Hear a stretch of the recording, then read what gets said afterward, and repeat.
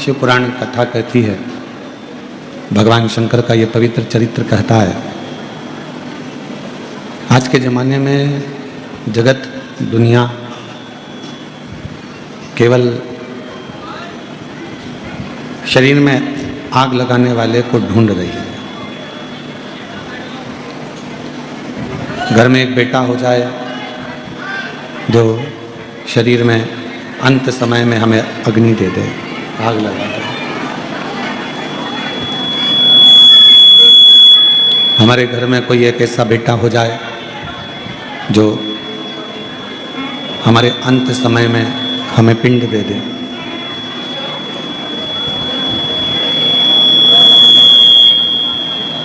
हमारे घर में कोई एक ऐसा जन्म ले ले जो हमारे मरने के बाद श्राद्ध कर दे, तर्पण कर दे, तिलांजलि कर दे, पिंड कर दे। हम बस ऐसा ढूंढने में लगे हुए हैं। जितने भी लोग शिव महापुराण की कथा को श्रवण कर रहे हैं या जितने भी शिव भक्त इस पवित्र कथा को सुन रहे हैं, श्रवण कर रहे हैं, हम निवेदन करें कि ऐसा कोई व्यक्ति नहीं जो घर में बेटा नहीं चाहता, पुत्र नहीं चाहता।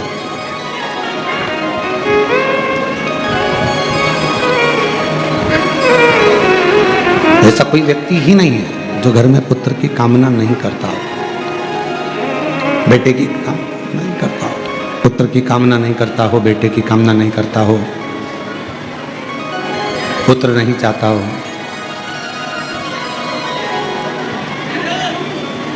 किस लिए कामना करी जाती है? एक पुत्र की कामना इसलिए करी जाती है कि हमारा जब अंत समय आए, हमारी अंतिम अवस्था आए, हमारे प्राण छूटने का समय आए और हमारे जब प्राण छूट जाए तो कोई तर्पण कर दे, कोई तिलांजलि दे दे, कोई श्राद्ध कर दे, कोई पिंड दे दे। बस हमको कोई आखिरी में अग्नि दे दे।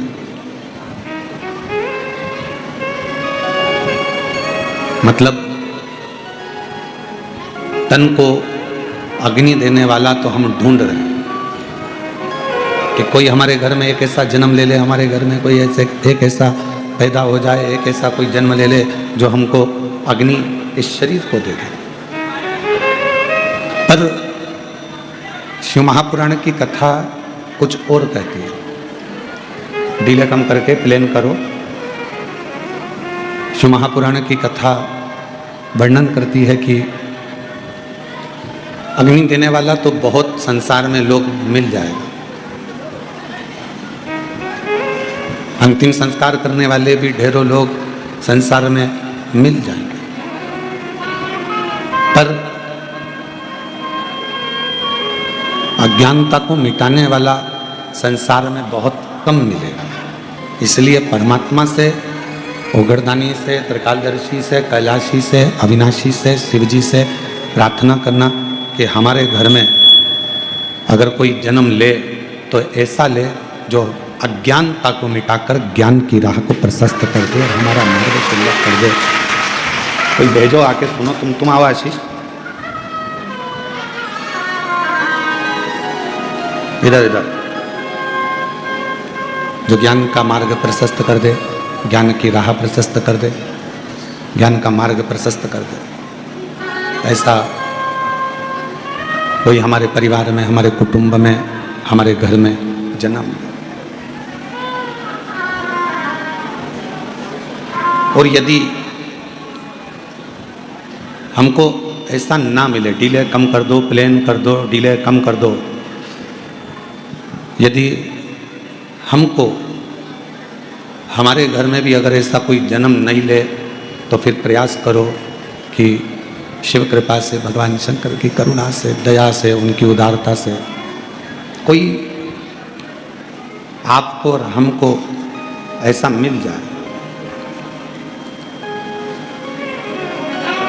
भगवान शंकर की कृपा से आपको और हमको संसार में कोई गुरु, कोई सदगुरु, कोई ऐसा संत साधक उपासक मिल जाए जो हमें अज्ञानता से दूर कर कर ज्ञान का मार्ग प्रशस्त करके परमात्मा के दरवाजे तक छोड़ दे, भगवान की चौखट तक छोड़। हमने पहले भी कथा में कहा, आज फिर कहते हैं, मृत्यु लोक में जन्म लेना, संसार सागर में जन्म लेना सरल है। कोई आप पुण्य करेंगे, मृत्यु लोक में जन्म ले लेंगे।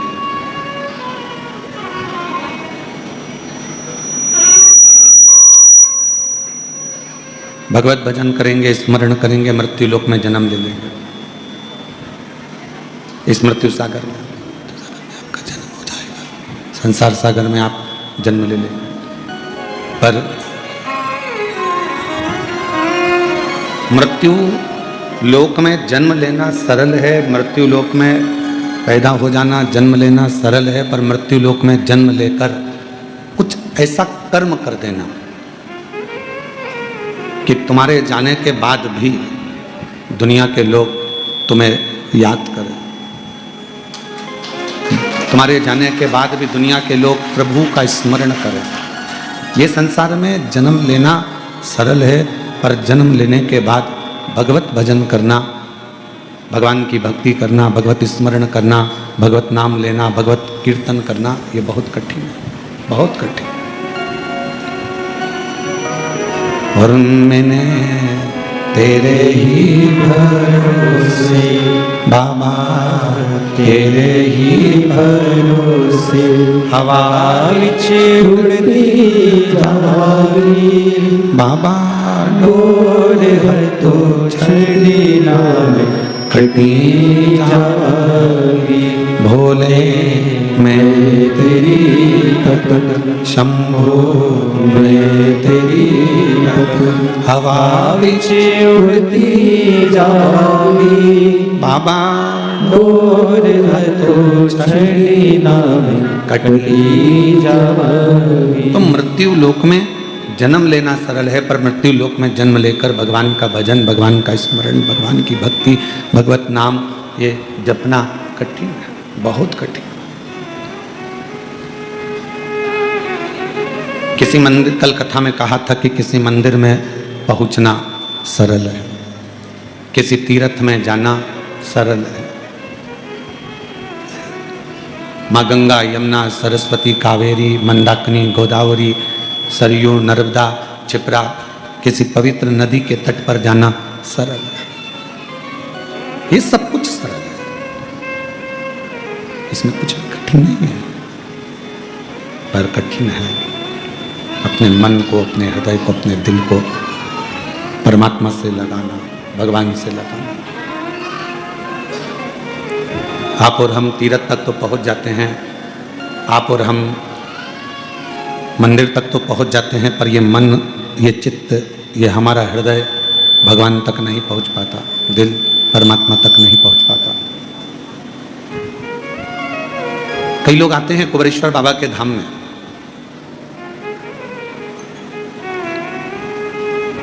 झोली पसारते हैं, प्रार्थना करते हैं, विनय करते हैं, निवेदन करते हैं, विनती कर कर बाबा से खूब मांगते हैं और बाबा से मांग कर चले भी जाते हैं।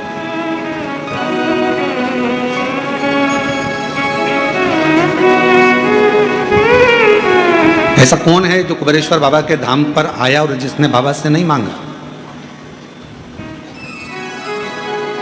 कई महाराज कहते हैं कि भगवान के सामने जाओ तो कुछ मत मांगो, कुछ मत मांगो।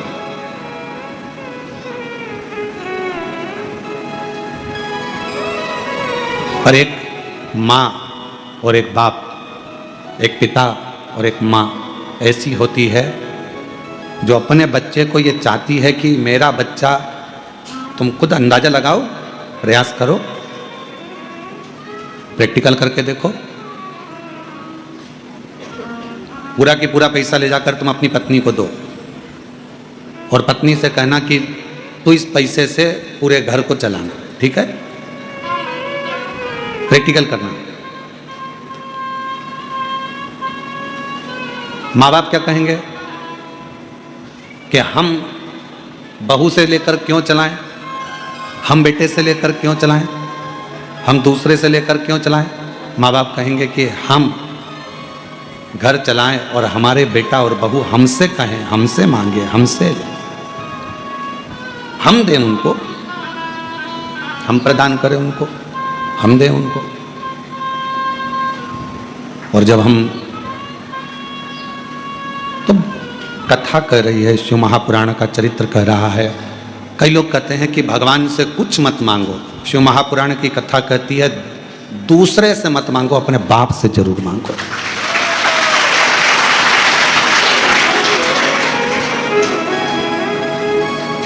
अगर उससे नहीं मांगोगे तो किसके दरवाजे पर जाकर मांगोगे? बोलो बोलो। क्या दुनिया तो चाहती है कि तुम अपने भगवान से मत मांगो, दूसरे के यहां चले जाओ।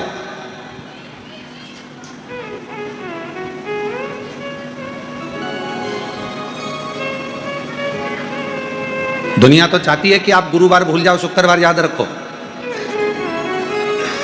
दुनिया तो चाहती है कि शनिवार भूल जाओ, रविवार याद रखो। पर शिव महापुराण की कथा कहती है कि आप मांग रहे हो अपने पिता से, आप मांग रहे हो अपने बाबुल से, आप मांग रहे हो अपने भगवान से, किसी दूसरे के दरवाजे पर जाकर नहीं। आप किसी दूसरे के दरवाजे पर थोड़ी ना जा रहे हो, आप किसी के दूसरे के चौखट पर क्यों ना जा रहे हो, आप किसी के दरवाजे पर थोड़ी ना पहुंच रहे हो, तो खुद के दरवाजे पर पहुंच रहे हो। आप स्वयं अपने परमात्मा के पास पहुंच रहे हो, आप स्वयं अपने इष्ट देव के पास पहुंच रहे हो।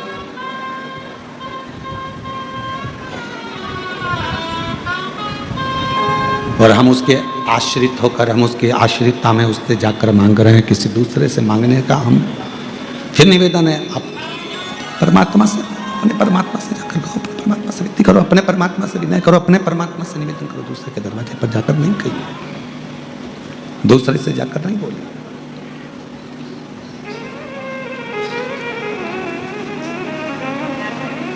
कहा भगवान से मत मांगो, भगवान तो हमारा पिता है, परमात्मा हमारा पिता है। और जब हम परमात्मा के पास जाएं, फिर निवेदन है आप कुबेरेश्वर धाम पर कभी भी आना, कुबेरेश्वर धाम की भूमि पर कभी भी पहुंचना, आप उसको अपना बाप मान लो तो आना, और अगर बाप ना मानो तो बिल्कुल मत आओ, मत तो मत आओ।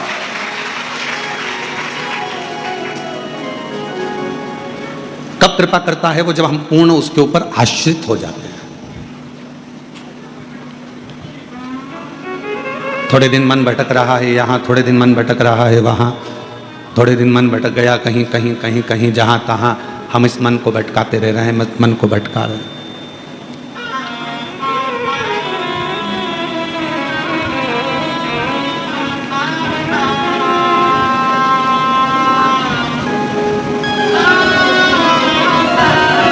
कल किसी एक व्यक्ति ने पूछा, गुरुजी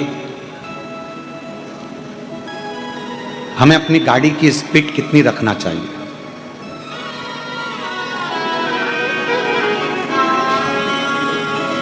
ये बात हमने पहले कही थी, वो जान कर पूछा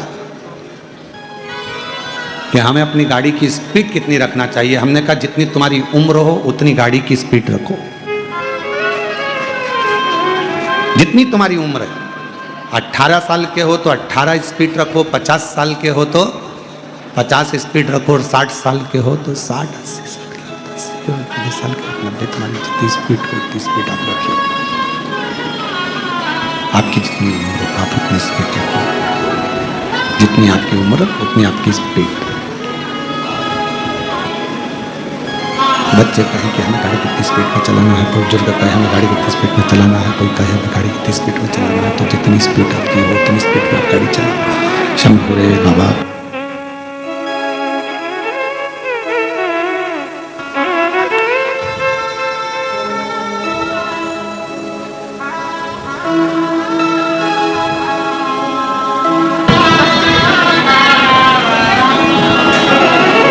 स्पीड कितनी रखना है?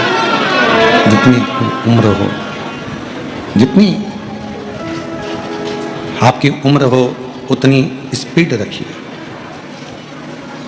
18 साल के हो तो 18 की स्पीड में गाड़ी चलाओ, 20 साल के हो तो 20 की स्पीड में गाड़ी चलाओ, 50 साल के हो तो 50 की स्पीड में गाड़ी चलाओ। और यदि तुम 80 साल के हो, 80 की स्पीड में भाई, तुम कितने साल की हो? हाँ 72 की, तो तुम 72 की गाड़ी चला सकती हो।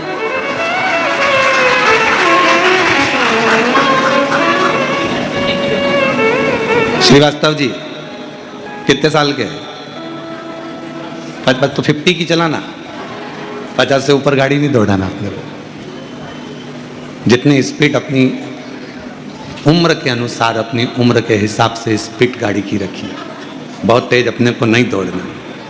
आज लोग इतना तेज दौड़ रहे हैं, इतना तेज दौड़ रहे हैं कि मनुष्य की देह को खिलौना समझ रखे। मानव की देह को खिलौना समझ लिया, मनुष्य की देह को केवल खिलौना मान लिया, केवल खिलौना। किसी माँ से पूछो, उसके पिता से पूछो, एक बच्चे के लिए कितने कितने मंदिर में जाकर प्रणाम किया हो। एक माता पिता से पूछो कि एक बच्चे के लिए उसने कितनी जगह पर अपना सिर रगड़ा होगा। रात भर जाग कर अपने बच्चे को गोदी में लेकर एक माँ बैठी रही पूरी रात, और वो बच्चा 2 मिनट में घर से गाड़ी लेकर निकला, अभी आया, जो स्पीड में गाड़ी चलाई, और मालूम पड़ा कि उसने अपनी उम्र से ज़्यादा स्पीड में चला ली, तो मालूम पड़ा समाप्त हो,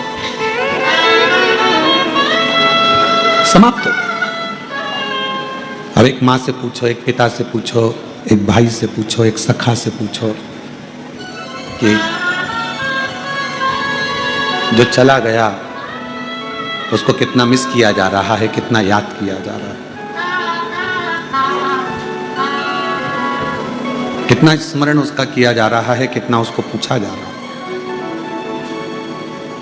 शिव महापुराण की कथा भी यही कहती है, बचपन, जवानी, अधेड़ी, बुढ़ापा, 4 अवस्था परमात्मा ने दी है, और वो चारों अवस्था किसी ना किसी रूप में परमात्मा के भजन के लिए दी,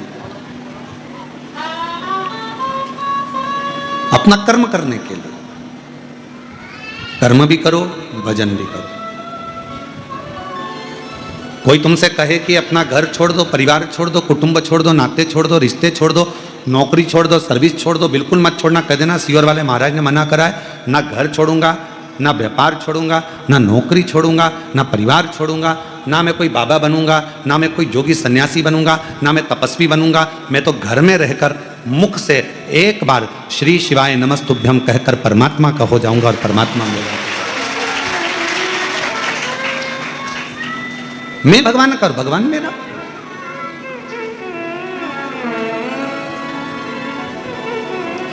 घर छोड़ने से क्या भगवान मिल सकता है? बोलो बोलो, जम के बोलो जरा। नहीं। परिवार छोड़ने से क्या भगवान मिल सकता है? नहीं। रिश्ते नाते दूर करने से क्या भगवान मिल सकता है? नहीं। पत्नी बच्चों को छोड़ दोगे तो क्या भगवान मिल जाएगा? नहीं। हमने बहुत बड़े बड़े महाराजों को भी देखा है, वो अपना अपना उत्तराधिकारी ढूंढ रहे हैं।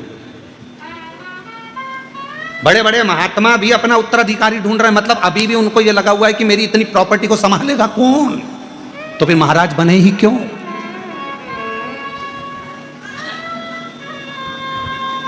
हमारे जाने के बाद ये प्रॉपर्टी कौन संभालेगा, हमारे जाने के बाद ये कौन संभालेगा, कौन देखेगा? तो जब तुम संत बन गए, साधु बन गए, तपस्वी बन गए, सन्यासी बन गए, तो फिर उत्तराधिकारी क्यों? क्यों? जब तुम आए संसार में तो तुमको ही नहीं मालूम था कि तुमने क्या बनाया है, साथ किसने दिया? उस परमात्मा। तो फिर वो उत्तराधिकारी भी वही ढूंढेगा। एक दिन ऐसा आएगा कि किसी ना किसी को लाकर फिर बिठा देगा जो उसके अधिकारी होगा, जो उस जगह का अधिकारी हो, जो परमात्मा को जानता हो, समझता हो, साधता हो, परमात्मा की भक्ति में जो डूबा रहे, धन में नहीं, वैभव में नहीं, संपदाओं में नहीं, जो परमात्मा की भक्ति में।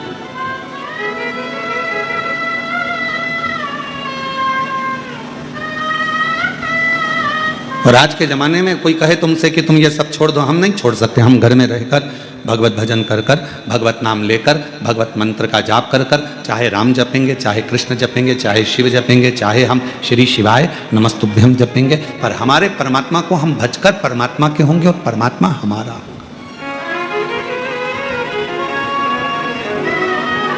हम परमात्मा। और भोलेनाथ दया करना,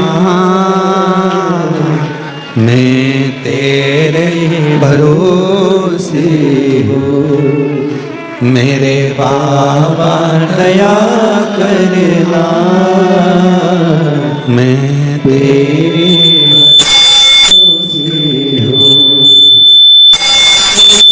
के भरोसे हूँ, ना परिवार के भरोसे हूँ, के भरोसे हूँ, ना परिवार के भरोसे हूँ, मेरे बाबा दया करना, मैं तेरे भरोसे हूँ, मेरे बाबा दया करना, मैं तेरे भरोसे हूँ। हम उसके आश्रित होकर, उसको अपना बनाकर, अपन उसके होकर अपने जीवन को सार्थक बनाएंगे। भगवान को साथ अपनी मानव की देह, अपना मानव का शरीर, अपना मनुष्य की देह श्रेष्ठ बनाए। मानव का शरीर श्रेष्ठ जो मिला है, बड़ी मुश्किल से तो हो सकता है कि हमें भेजा उसने अपने भजन के लिए और हम लग गए अपने काम में।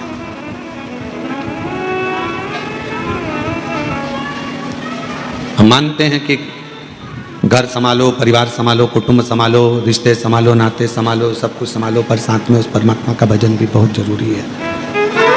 उस परमात्मा का स्मरण भी बहुत जरूरी है, मंत्र जाप भी बहुत जरूरी है, नाम कीर्तन भी बहुत जरूरी है, स्मरण भी बहुत जरूरी है, भगवत भजन भी बहुत जरूरी है।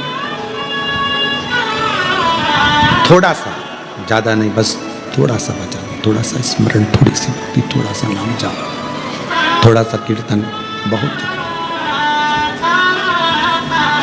कभी इस व्यासपीठ ने यह नहीं कहा कि 24 घंटे आप भगवान के मंदिर में बैठो। इस व्यासपीठ ने कभी यह नहीं कहा कि तुम 2-4 घंटे भगवान के मंदिर में जाकर बैठो। इस व्यासपीठ ने केवल इतना कहा कि एक लोटा जल सारी समस्या का हल। लोटे में जब तक जल रहे उतनी देर मंदिर में रहो और वापस निकल लो। बहुत झाड़ू लगाया, पोछा लगाया, हाथ धोए, बाबा को जल चढ़ाया, पूजन करी, उतनी देर बाद फिर अपने घर की और अपने गंतव्य की ओर, अपने घर की ओर चल दो। फिर अपने को नहीं रखना, फिर अपने को नहीं रखना, उतनी देर बस भगवान की भक्ति मंदिर में रही, बाकी के समय पर अपने घर में चल दीजिए, चल दो फिर अपन। ये व्यासपीठ कभी नहीं बोली शंभो शंभो, ये व्यासपीठ कभी नहीं बोली कि आप 2 घंटा, 4 घंटा, 6 घंटा, 8 घंटा, 10 घंटा मंदिर में दो। आप तो उतना दो जितना आपका दिल करे। बहुत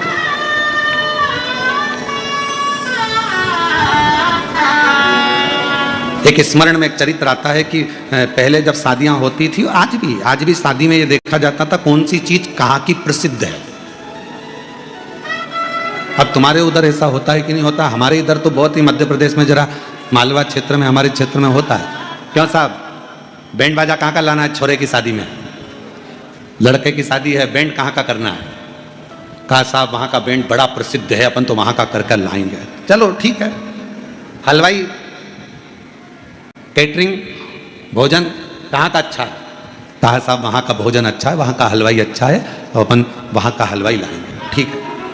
लाइट सिर पे लेके चलते हैं, लाइट कहाँ की अच्छी? तो कहा साहब वो उधर की लाइट अच्छी है। आप जितने बैठे हो ना, तुम्हारे भी गांव का कुछ ना कुछ अच्छा है।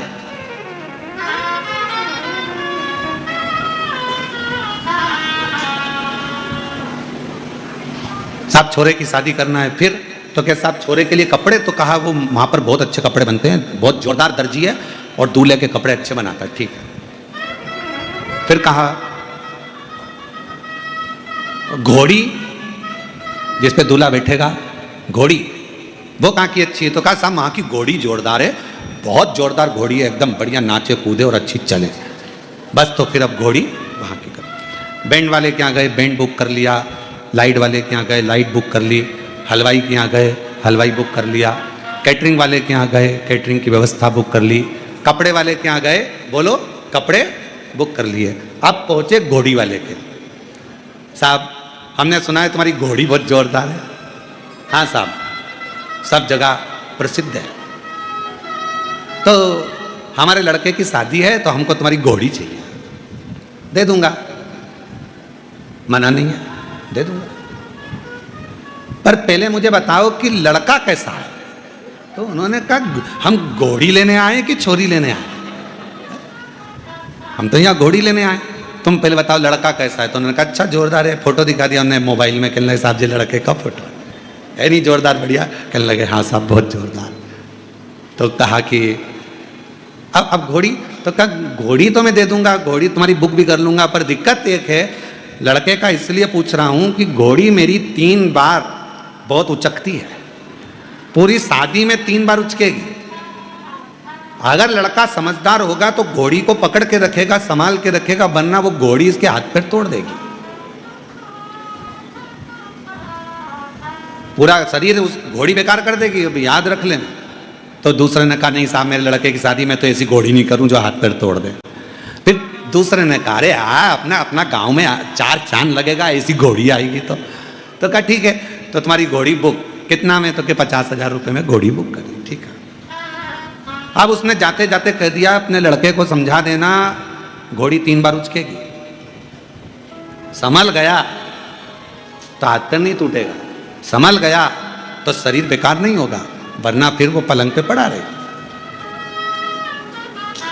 अब लड़के का बाप सबसे पहले घर गया और घर पे जाकर अपने लड़के को बुलाया, बेटा हम तेरा सूट पसंद करिया है, बैंड पसंद करिया है, कैटरिंग, हलवाई, भोजन, कार्यमंगल सब पसंद कर लिया, पर बेटा घोड़ी पसंद करी, पर वो घोड़ी 3 बार उचकेगी। लड़का बोला पिताजी काहे चिंता करते हो, मैं हूं तो सही, संभाल लूंगा।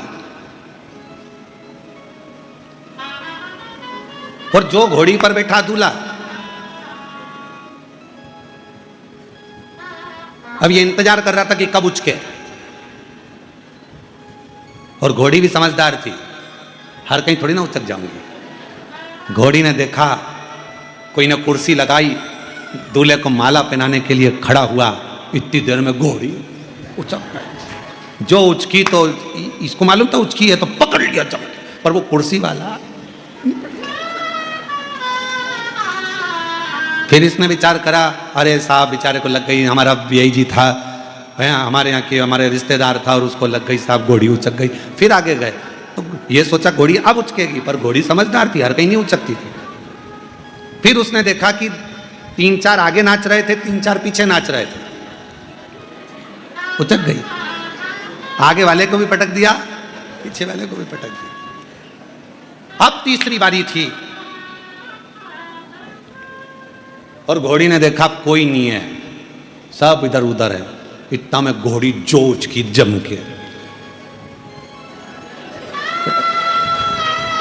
पटका तो पटका, जो पांव में थे लगे हुए, जिस पे पांव रखकर बैठा था दूल्हा, वो में पांव फंस गया और घोड़ी आगे और दूल्हा औंधा बड़ा, सब दूर से घिसा पिटा, शरीर पूरा, हाथ पैर सब टूट गए।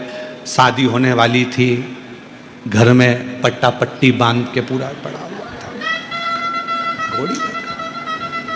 तो ये शादी की घोड़ी की कथा नहीं है, ये अपनी कथा है।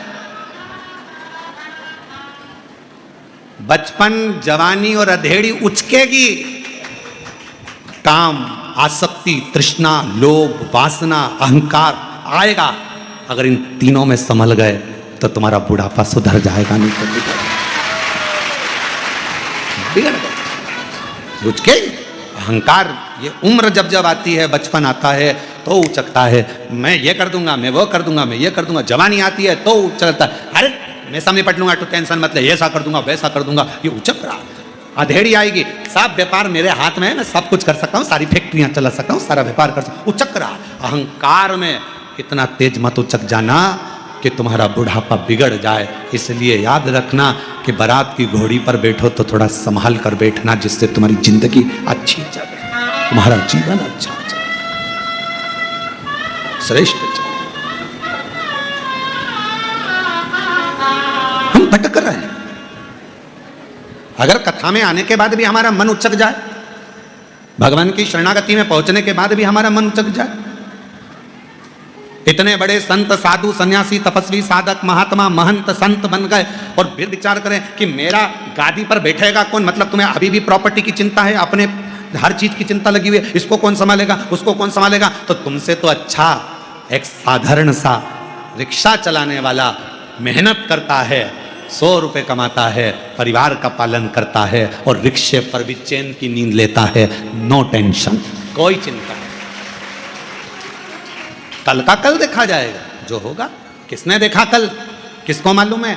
तुमको नहीं मालूम था कि यहाँ कथा हो रही है, तुमको नहीं, तुमने तो टिकट कर, क्योंकि इतनी जल्दी तो रिजर्वेशन भी नहीं मिल सकता जितनी जल्दी तुम्हारे, तुमको मालूम, तुम तो चल दी, तुम्हारा टिकट हो गया, तुम तो चल दी बढ़िया कि अपन कथा में नहीं, अपन तो कुबेरेश्वर धाम जा रहे हैं, अपन तो बाबा के धाम जा रहे हैं, तुम तो आ गए, तुम्हें मालूम ही नहीं था। पर बाबा ने तुमको लाकर यहाँ बिठा दिया, किसी को यजमान बनाकर बिठा दिया, किसी को यहाँ बिठा दिया, ये तो उसकी कृपा है, उसकी उदारता, उसकी करुणा है, ये उसकी दया है। किसको मालूम कहाँ जाना है, कौन को मालूम।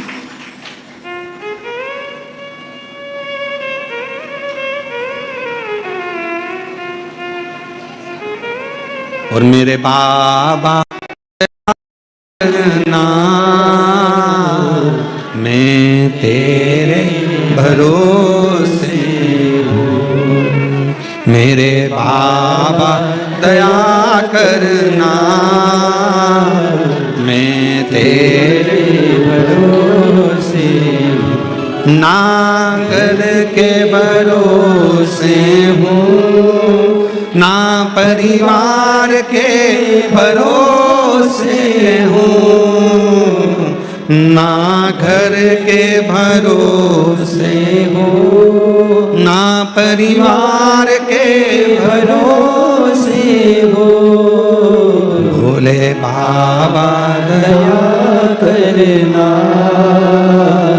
मैं तेरे भरोसे हूँ, मेरे बाबा दया करना, मैं तेरे भरोसे हूँ। आएगा समय, बचपन जवानी अधेड़ी ये सब आएगा, और हम अहंकार में, काम में, आसक्ति में, लोभ में, तृष्णा में, वासना में, हर एक में हम बहुत उचकेंगे, बहुत उचकेंगे। पर संभलना आपको और हमको है, साधना आपको और हमको है। और जब आप और हम संभलें, साधें, तो फिर हमारा बाकी का जो जीवन है वो श्रेष्ठ निकल सकता है। बाकी का जीवन, उस जीवन को हम श्रेष्ठ बना सकते हैं। कथा कह रही है, भगवान शिव का पवित्र चरित्र कह रहा। माँ जगत जननी जगदम्बा अम्बा माँ पार्वती जी का प्रागट्य हिमालय राज के घर में हुआ, माँ सती के जाने के बाद।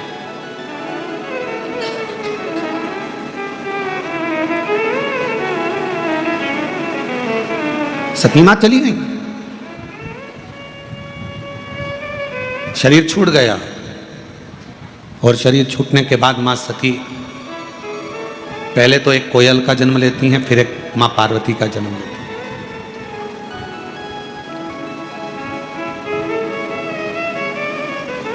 माँ जगत जननी पार्वती के रूप में प्रकट हुई।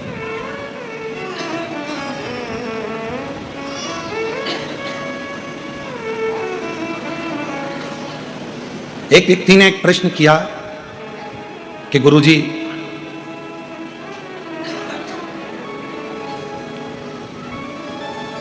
हिमालय राज्य की बेटी का नाम पार्वती, क्या मां पार्वती का नाम संपूर्ण विश्व के शांति को, पोषण को, विश्व भरण को, संपूर्ण विश्व के पेट भरने को जागृत करता है। यदि हम देवी भागवत पढ़ें और देवी भागवत का स्मरण करें या शिव महापुराण की कथा का स्मरण करें तो केवल माँ पार्वती का नाम, गौरी शंकर, गौरा पार्वती, भगवान देवादिदेव महादेव के साथ जब हम माँ पार्वती के नाम का उच्चारण करते हैं, केवल माँ पार्वती के नाम का उच्चारण, तो आप महसूस करेंगे कि आपके अंदर एक अलग से ऊर्जा, एक अलग से बल आपके शरीर में आ रहा है।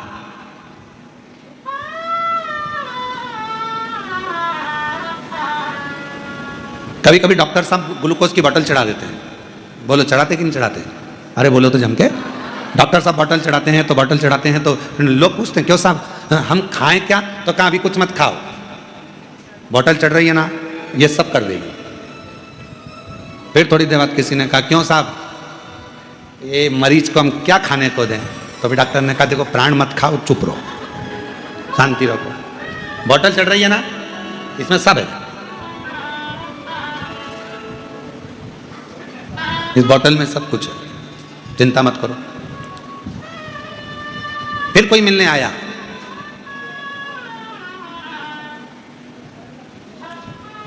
क्यों डॉक्टर साहब 6 घंटा हो गया ना पड़ा पड़ा, कुछ तो खाने का देना चाहिए ना। डॉक्टर साहब बोले तू खा ले, पर इसको हम बोले ना ये पानी जो बोतल चढ़ रही है इससे सब कुछ मिल रहा है, सब कुछ।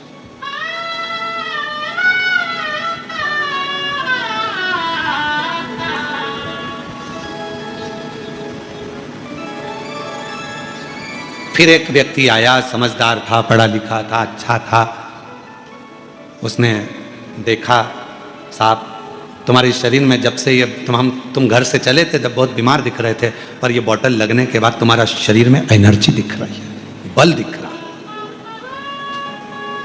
दूसरे ने कहा इसने तो कुछ खाया ही नहीं है और तुम कह रहे हो कि इसके शरीर में एनर्जी दिख रही है, बल दिख रहा है। और दूसरा समझदार था, उसने कहा ये जो बोतल है, इस बोतल में जो पानी है वो पानी पूरे शरीर को पेट भर देता है, ऊर्जा दे देता है, एनर्जी दे देता है, भोजन की जरूरत नहीं पड़ने देता, वो शरीर को संभाले रखता है, कमजोरी दूर कर देता है। और यही है भगवान शंकर ने देखा जब पूरा विश्व भूख से बिलख रहा था, अन्न नहीं था, पूरी पृथ्वी के अन्न को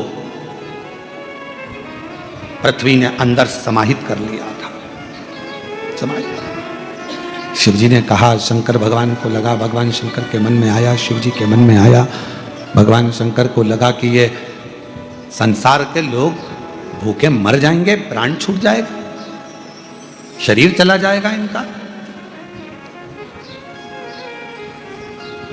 कौन इनको जपेगा, क्या होगा?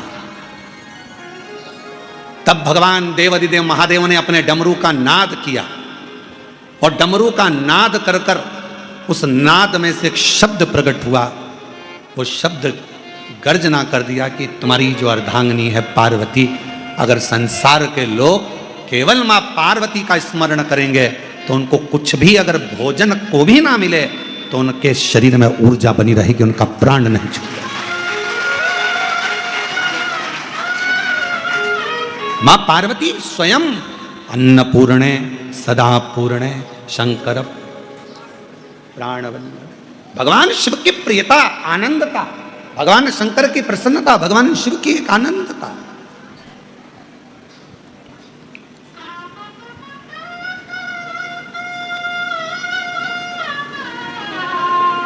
यदि मेरे भगवान शंकर के पूरे शरीर के अंदर पूरा विश्व समाया हुआ है, मेरे देवादिदेव महादेव के पूरे शरीर में अगर भगवान शंकर के पूरे शरीर में यह पूरा विश्व समाया हुआ है, जलचर थलचर वायुचर सब शिव के शरीर में है, तो मेरी जगत जननी पार्वती मैया का केवल नाम उच्चारण, उस शरीर में जितना विश्व समाया है सबका भरण पोषण करने का बल मेरी माँ जगत जननी जगदम्बा पार्वती जी रखती।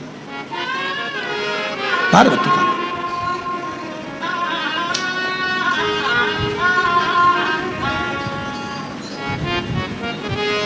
4 नवरात्रे होते हैं। कितने? 4।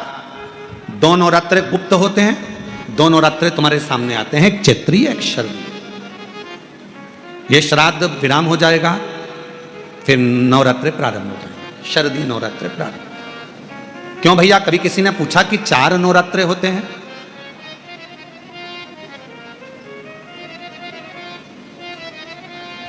अब जब 4 नवरात्रे होते हैं तो क्या पितृपक्ष एक ही होगा? जम के बोलो जरा, पितृपक्ष भी 4 ही बार आता है। हम उसको 3 बार जान नहीं पाते, पर चौथे बार में हम शरदी आने से पहले उसका स्मरण करते हैं, हम उसका स्मरण करते हैं।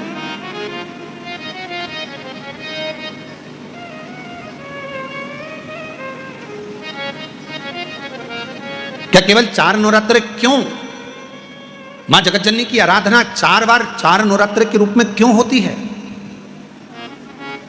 हमारा बचपन, हमारी जवानी, हमारी अधेड़ी और हमारा बुढ़ापा, 4 अवस्था में यह नवरात्रे की जो साधना होती है, नवरात्रे में जो आराधना होती है, जो नवरात्रे में माँ आद्य शक्ति दुर्गा भवानी माँ पार्वती की पूजन होती है, माँ गोरा के रूप में, चंद्रघंटा के रूप में, स्कंद के रूप में, कुष्मांडा के रूप में, माँ कात्यायनी के रूप में, माँ कालरात्रि के रूप में, जब हम माँ आद्य शक्ति की आराधना करते हैं तो वो नवरात्रे हमारे शरीर को एक ऊर्जा देते हैं, एक एनर्जी देते हैं, एक बल देते हैं।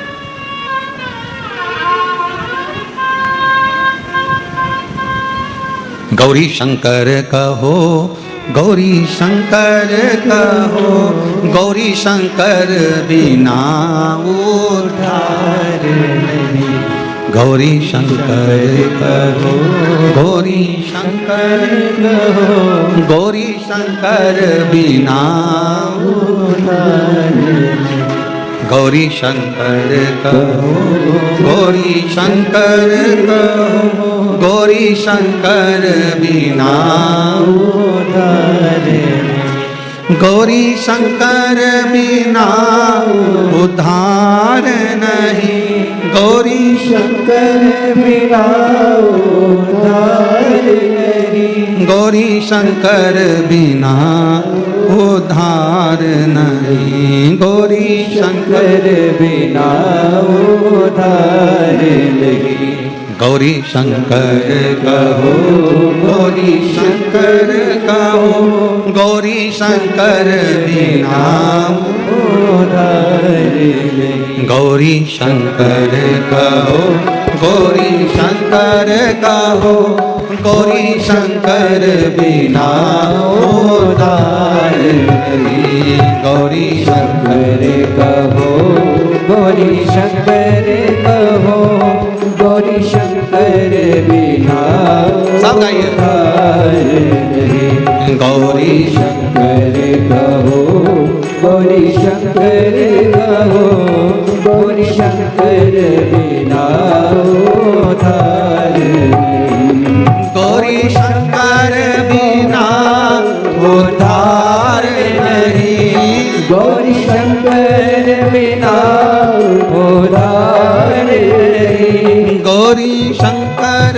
बिना उद्धार नहीं। गौरी शंकर बिना उद्धार नहीं। गौरी शंकर बिना उद्धार नहीं। गौरी शंकर बिना उद्धार नहीं। गौरी शंकर कहो, गौरी शंकर कहो, गौरी शंकर बिना उद्धार नहीं। गौरी शंकर कहो, गौरी शंकर कहो, गौरी शंकर बिना उद्धार नहीं।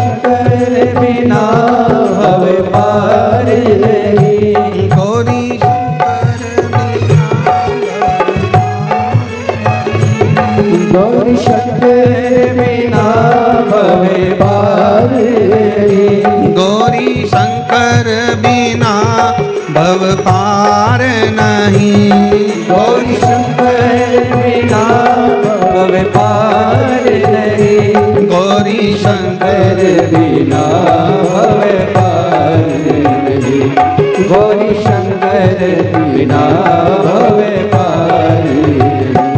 गौरी शंकर कहो, गौरी शंकर कहो, गौरी शंकर बिना उद्धार नहीं।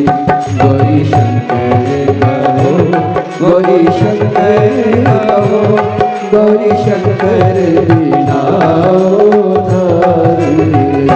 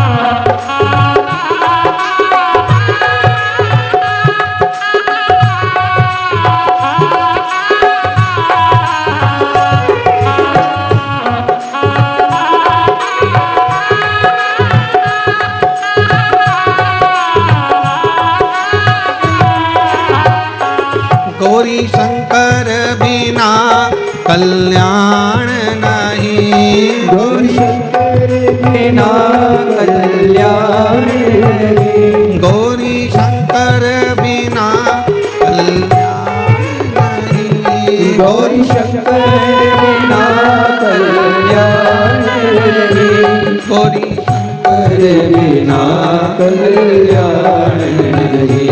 गौरी शंकर बिना कल्याण नहीं।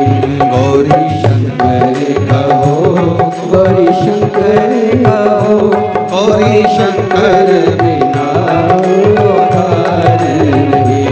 गौरी शंकर कहो, गौरी शंकर कहो, गौरी शंकर बिना उद्धार नहीं। गौरी शंकर कहो, गौरी शंकर कहो, गौरी शंकर बिना उद्धार नहीं। गौरी शंकर कहो, गौरी शंकर कहो, गौरी शंकर बिना उद्धार नहीं। भगवान देव महादेव भगवान शिव की पवित्र पावन शिव महापुराण की कथा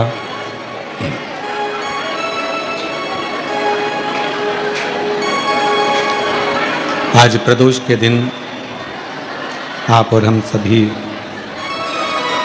ऑनलाइन इस शिव महापुराण की कथा शिव महापुराण की कथा को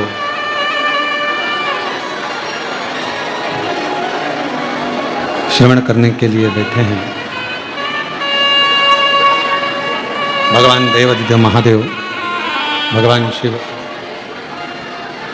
की ये पवित्र कथा का लाभ आप और हम ले रहे हैं। अपने अपने स्थान पर बैठकर भगवान शिव जी से अपने मन का भाव हृदय से प्रार्थना करें, विनय करें, निवेदन करें, दिल से विनती करें। जहाँ जगह मिले वहाँ बैठकर बाबा को अपने मन का भाव कहिएगा, साथ में बोलिएगा, दिल से प्रार्थना करिएगा।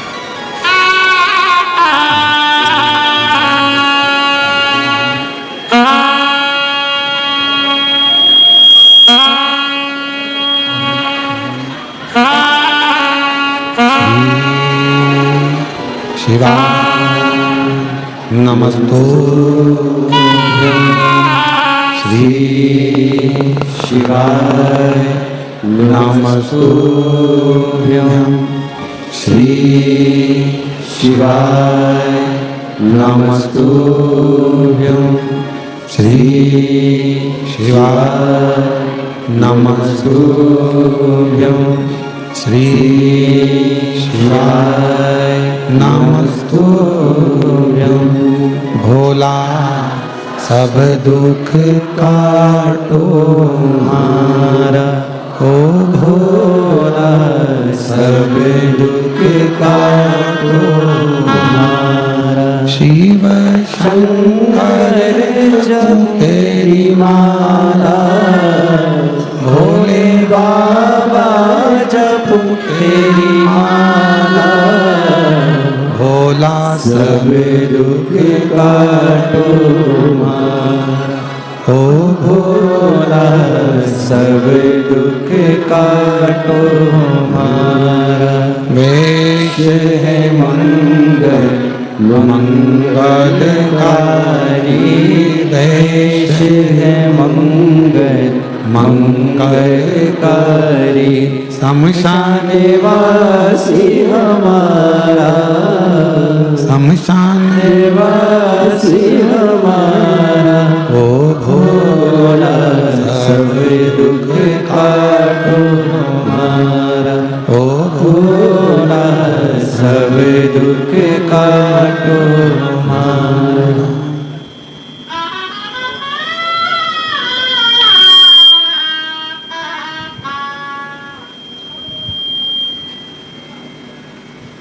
बाबा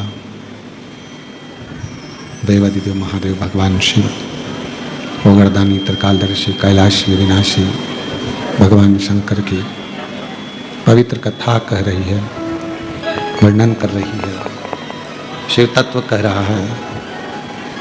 पवित्र कथा भगवान शंकर की वर्णन कर रही है। शिव पर आश्रित माँ पार्वती जी का स्वयं का नाम, माँ आद्यशक्ति, दुर्गा, भवानी, जगदम्बा, जगत जननी माँ अम्बे का नाम जगत का भरण पोषण करने का काम कर।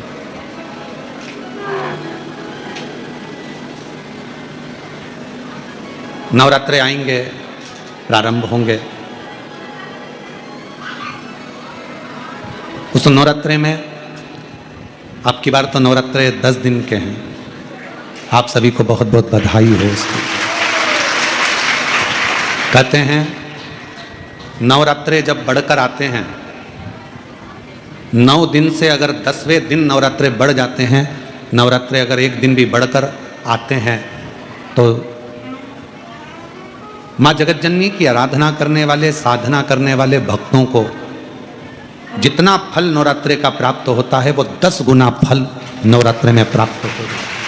अगर नवरात्रे एक दिन बढ़ जाएं, 10 दिन के नवरात्रे हैं अब की बात।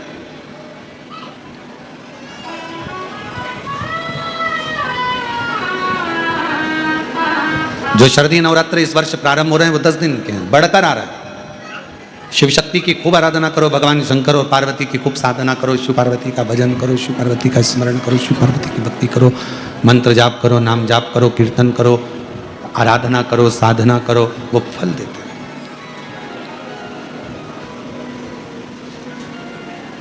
आराधना साधना मां अंबा जगदम्बा की शिव के साथ करो। मां पार्वती जी का जो जन्म हिमालय राज की नगरी में हुआ है, माँ जगतजननी जगदम्बा अम्बा जो हिमालय राज की नगरी में प्रकट हुई हैं, देवऋषि नारद उनका स्वरूप देखकर उनका भाग्य बता रहे। और फिर निवेदन करूं आप सभी को, जितने आस्था चैनल पर कथा सुन रहे हैं, आज प्रदोष के दिन ऑनलाइन कथा का रसतत्व ग्रहण कर रहे हैं, अपने घरों में, अपनी दुकानों में, व्यापारों में, नौकरी में, कहीं पर गाड़ी में बैठकर या कथा के पंडाल में, बाबा कुबेरेश्वर बाबा की इस पवित्र धरा पर जितने भी कथा का रसतत्व ग्रहण कर रहे हैं, उनसे कहें देवऋषि नारद मां पार्वती जी का भाग्य बता रहे हैं। और निवेदन करूंगा, दुनिया में भाग्य बताने वाले तो ढेर मिल जाएंगे, पर भाग्य बनाने वाला ढेर नहीं मिल सकता। भाग्य बनाने वाले तो एक ही हैं, और वह देव अधिदेव महादेव है। जो एक लोटा जल चढ़ाता है, मेरे शिव, मेरे शंकर, मेरे ओघड़ी, मेरे शंभु, मेरे त्रिकालदर्शी, मेरे कैलाशी, अविनाशी, उसका भाग्य नहीं, उसके जीवन को बदलने का पूरा कार्य कर देते हैं, उसकी जिंदगी बदल देते हैं, उसका जीवन बदल देते हैं, संपूर्ण वो बदलते। शिवजी भाग्य नहीं बताएंगे, पर भाग्य बना देंगे, भाग्य बदल देंगे। और वो देखो यहां है, पत्रों में आया है एक पत्र,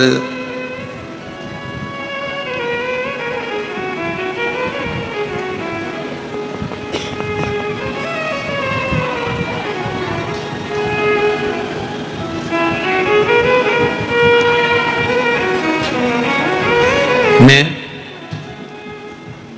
प्रीति मुखारिया, पति दिलीप मुखारिया,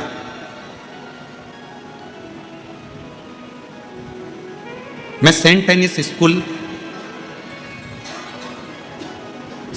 स्कूल रोड चाणकपुरी सीहोर की निवासी हूं। मैं सीहोर की निवासी हूं। मेरा परिवार विगत 3 वर्षों से कुबेरेश्वर धाम से जुड़ा हुआ है। गुरुदेव, मैं सीहोर में कई वर्षों से रह रही हूँ। Saint tennis school road Chanakpuri Sehore के निवास है मेरा मोबाइल नंबर है। लगभग 3 वर्षों से हम कुबेरेश्वर बाबा से जुड़े हुए हैं। प्रति माह 1 या 2 बार हम कंकर शंकर की पूजन करने के लिए अपने घर से कुबेरेश्वर धाम तक आते हैं।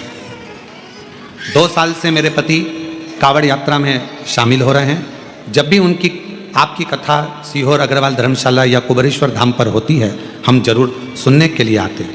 बाबा ने हमें इतना दिया कि हम बयान नहीं कर सकते।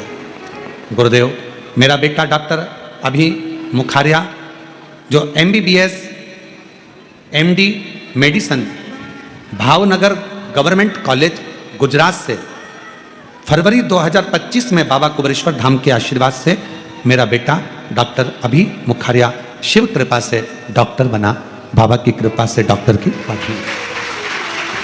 गुरुदेव, शंकर की पूजा करके super specialist DM cardiology NEET हृदय रोग विशेषज्ञ वर्ष 2025 की परीक्षा, जो कि नवंबर 2025 में होना है, की तैयारी में लग गया। बाबा कुबेरेश्वर धाम का चमत्कार देखिए गुरुदेव। नीट सुपर स्पेशलिस्ट वर्ष 2024 की परीक्षा, जो कि नवंबर 2024 में होना थी, किसी कारणवश मार्च 2025 में हुई, जिसमें मेरे बेटे को परीक्षा में बैठने का मौका मिला। नीट सुपर स्पेशलिस्ट वर्ष 2024 का रिजल्ट आने पर बेटे को DM कार्डियोलॉजी द्वारा हृदय रोग विशेषज्ञ में Dinanath Mangeshkar hospital and research centre Poona Maharashtra में जून 2025 में एडमिशन मिल गया। मैं बाबा को यहाँ पर प्रणाम करने के लिए मैं बाबा को यहाँ धन्यवाद देने आई हूँ। एक लाइन आपने बहुत अच्छी लिखी है, तेरी कृपा का क्या है भरोसा, कब किस पर हो जाए, जरा सी हम पर कर दो, जरा सी हम पर कर दो। जिस पर भी हो गई तेरी कृपा करुणा वो भव पार हुआ। मैं प्रीति मुखारिया, पति Shri Dilip Mukharia, saint tennis school road Chanakpuri Sehore निवासी में। बहुत सारी बधाई आपको, बहुत एक बार जोरदार ताली बजाकर बधाई। हो गई तेरी कृपा करुणा वो भव पार हुआ, भव पार हुआ। हृदय रोग का सुपर स्पेशलिस्ट डॉक्टर बनने जा रहा है बेटा। एक बार जोरदार ताली बजाकर। सुपर,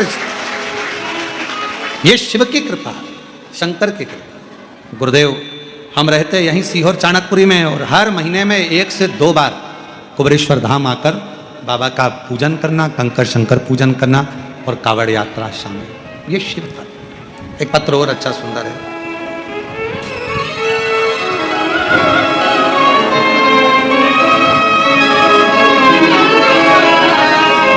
मेरा नाम विनोद शुक्ला है। मैं बिहार से बक्सर से विश्वामित्र की नगरी ग्राम कल्याणपुर का रहने वाला हूँ। कहीं बैठे हों तो आ सकते हैं पीछे से बेलपत्र लेने के लिए। शिव पुराण की कथा सुनकर आचमन कर कर एक लोटा जल शिव को चढ़ाकर क्या मिलता है गुरुदेव? गांव से शहर की ओर जा रहा था, तब एक हिरण के अचानक बीच में आ जाने से मेरी मोटरसाइकिल से मैं गिर गया। हिरण के द्वारा, उसके झुंड के द्वारा मैं पूरा शरीर से दिक्कत में आ गया। मेरा पूरा शरीर बहुत तकलीफ में आया। मेरा लीवर फट गया। फटा लीवर तो अंदर की अंदर पूरे शरीर में ब्लड ही ब्लड हो गया। ब्लड इतना ज़्यादा शरीर के अंदर भरा गया कि कुछ ही देर के मेरे प्राण बचे। मुझे बक्सर, पटना और बिहार के जितने बड़े बड़े हॉस्पिटल हैं सब तो लेकर जाया गया, पर सब ने जवाब दे दिया मेरे शरीर ठीक नहीं, कुछ देर का। तब पटना के IIMS में भर्ती किया गया और वहाँ इलाज शुरू हुआ, पर डॉक्टर ने कह दिया कि शरीर बचेगा कि नहीं बचेगा इसकी जवाबदारी नहीं है। गुरुदेव, तभी मेरे परिवार के किसी व्यक्ति ने तुरंत शिव के मंदिर जाकर बाबा शंकर को जल चढ़ाकर उसका जल लाकर मेरे शरीर में लगाया। एक बेलपत्र मेरे सिराने दी, 2 बूंद मेरे होठ पर लगाई। बाबा का मैं क्या गुणगान करूं, ऐसा लग रहा था कि मेरे शरीर में कोई ऊर्जा आई है। और बच्चों द्वारा बेलपत्र लाकर देना, पलंग पर रखना, जल शरीर को लगाना। बाबा ने ऐसी कृपा करी गुरुदेव, डॉक्टर ने तो मना कर दिया था कि शरीर नहीं बचेगा, पर बाबा की कृपा से आज मैं पूर्ण तरह से स्वस्थ हूं और शिव की कृपा से। बाबा शंकर शंकर है, हम जानते नहीं थे कि शिव इतनी कृपा करता, करुणा करता। एक विश्वास,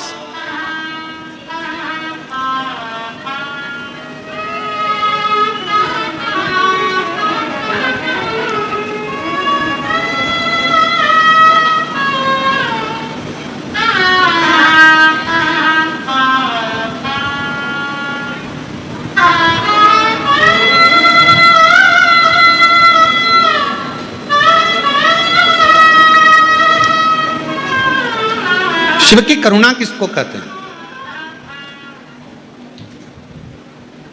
जहां सब हार जाएं, जहां पर हर तरह से कह दिया जाए कि अब ये कोई काम का नहीं है, तब समझ लेना कि तुमने जो 1 लोटा जल शिव जी को चढ़ाया है, शंकर भगवान की आराधना साधना तुमने जो करी है, वो तुम्हारे सामने आकर खड़ी हो जाएगी और वो साधना तुम्हें हर बला से, हर तकलीफ से,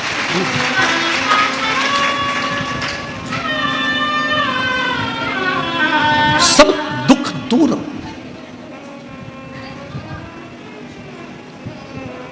सारे कष्ट अपने आप मिटे। लोग कहते हैं हम कौन से भगवान की आराधना करें कि हमारे घर में लक्ष्मी आ जाए। लोग कहते हैं हम किस देवता की आराधना करें कि हमारे घर में संतान आ जाए। लोग कहते हैं हम किस देवता की आराधना करें कि दुख की घड़ी से पार हो जाए। शिव महापुराण की कथा कहती है भगवान नारायण को भी लक्ष्मी देने वाले तो मेरे शिव ही तो हैं। नहीं तो मां लक्ष्मी जी का विवाह उनकी माता तो भगवान शिव को देना चाहती थी, पर भगवान शंकर ने हाथ जोड़ निवेदन किया कि लक्ष्मी जी नारायण को दीजिए, भगवान विष्णु को दीजिए। नारायण, एक चोर को भी कुबेर बनाने वाले तो स्वयं देवाधिदेव महादेव। तो दुनिया में अगर कोई संपदा दे सकता है, कोई वैभव दे सकता है, कोई लक्ष्मी दे सकता है, तो वो कुबेरेश्वर महादेव ही हो सकता है। जो कुबेर का भी भंडार भर दे, जो कुबेर को भी, एक चोर को भी कुबेर का पद प्रदान कर दे, वो कुबेरेश्वर बाबा ही हो सकता है। फिर कहा संतान तो शिव। जब भगवान कृष्ण आराधना करते हैं भगवान शंकर की गर्गाचार्य बाबा जी के कहने पर, 11 दिन तक पार्थिव शिवलिंग का पूजन करते हैं अपनी रानी के साथ में बैठकर, तो एक एक रानी को 11 संतान शिव की कृपा से प्राप्त होते, शिव की कृपा से। तो क्या वो तुम्हें संतान नहीं दे सकते? फिर कहा संकट की घड़ी से कौन निकाल सकता है? तो मार्कंडे बाबा के तो प्राण छूटने का समय था, राजा श्वेत के तो प्राण छूटने का समय था। प्राण जाने वाले थे, संकट की घड़ी थी, शिव को पुकारा, शंकर भगवान ने संकट काट दिया, दुख काट दिया।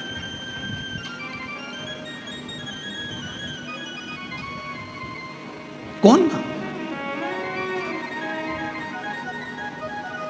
तेरे दरबार की बाबा निराली शान देखी है, तेरे दरबार की बाबा निराली शान देखी है, तुझे देते नहीं देखा पर झोली भरी देखी है, तुझे देते नहीं देखा पर झोली भरी देखी है, मुख दुनिया मोड़ेगी बाबा तू मुखड़ा ना मोड़े, मुख दुनिया मोड़ेगी बाबा तू मुखड़ा ना मोड़े, मेरी लगी परिधीनो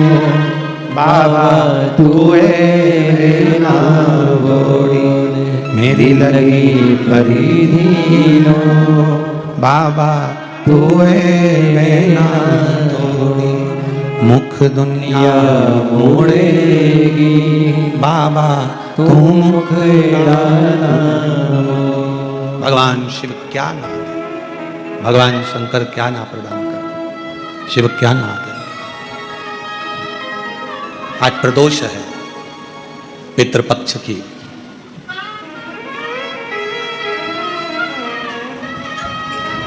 उससे आप दिल से प्रार्थना कर कर, हृदय से अपनी बात कहकर, एक चावल का दाना, एक बेलपत्र, एक लोटा जल, शिव की कृपा, एक घी का दिया, किसी भी वृक्ष, पीपल हो, बट हो, जो 5 वृक्ष पितरों के बताए गए हैं, पंच, शमी, बेल, पीपल, बट, आंवला, या ना हो तो तुलसी का क्यारा, प्रदोष काल में अवश्य लगाए। शिव से प्रार्थना करें, बाबा को दिल की बात करें, सुनेगा। कुछ ना बने तो हाथ जोड़कर महादेव नमन चरणों में स्वीकार कीजिए, सबका किया है मेरा भी उद्धार कीजिए, उद्धार कीजिए। है त्रिपुंडधारी, है त्रिशूलधारी, है त्रिपुंडधारी, है त्रिशूलधारी, चरणों में तेरे बाबा जी पावन है चारों धाम, चरणों में तेरे बाबा जी पावन है चारों धाम, तेरी देव करते वंदना पूजे है सीताराम, तेरी देव करते वंदना पूजे है सीताराम, हो जाए पूरी कामना, हो जाए पूरी कामना, उपकार कीजिए, सबका किया है मेरा भी उद्धार कीजिए, उद्धार कीजिए। हे त्रिपुंडधारी, हे त्रिशूलधारी, हे त्रिपुंडधारी, हे त्रिशूलधारी। आप दिल से उसको प्रार्थना करेंगे, वो दिल से स्वीकार करेगा। आप दिल से उसको कुछ कहेंगे, वो सुनेगा, सुनता है।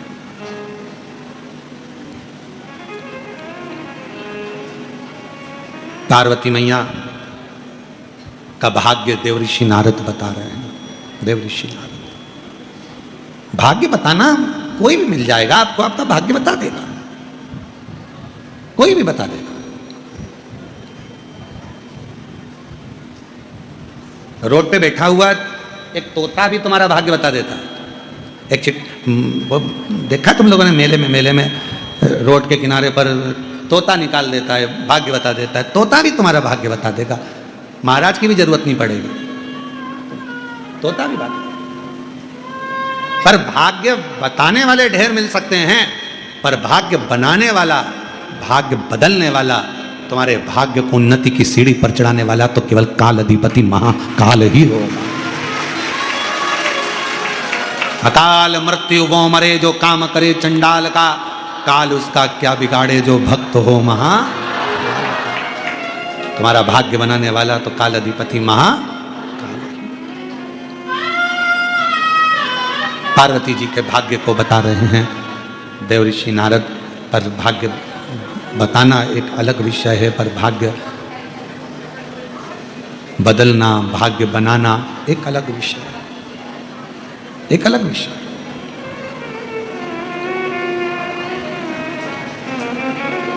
कह दिया नारद जी ने कि इनको जो मिलेगी, इनको जो पति मिलेंगे, भस्मी रमाने वाले, जटाजूट बांधने वाला, नग्न वेशधारी, ऐसा पति इनको प्राप्त होगा। सुन लिया, हिमालय राज जी ने भी सुना, पार्वती जी ने भी सुना, बता दिया। फिर एक बात कह दी हिमालय राज जी ने कि अगर ये सारे अवगुण किसी में हो और उसमें एक गुण हो तो वो सारे अवगुणों को दबा देता है, वो देव अधिदेव महादेव, भगवान शिव, भगवान शंकर, भगवान त्रिकालदर्शी, भगवान कैलाशी, अविनाशी, भगवान शंकर एक ऐसे हैं कि ये सारे अवगुणों को दबा देते हैं। अवगुण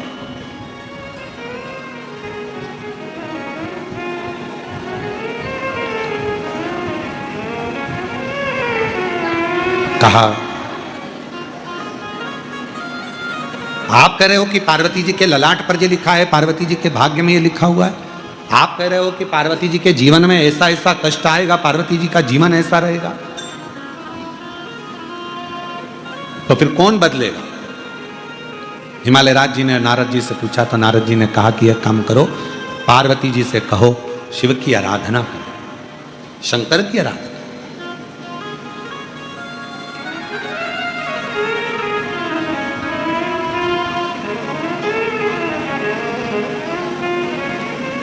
शंकर की आराधना, हाँ। महाराज नारद जी ने तो उपदेश दिया, ज्ञान दिया, लेना तो पार्वती जी के हाथ में है कि जो कहा गया है उसको माने। शिव जी की आराधना करे मां पार्वती जी, शंकर भगवान की साधना करे मां पार्वती जी, ये माने।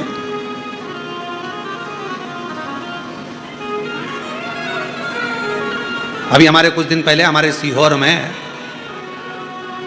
कोई साइकिल वाला साइकिल देने आया, जो सीहोर में रहते होंगे वो बात को जानते होंगे, है ना।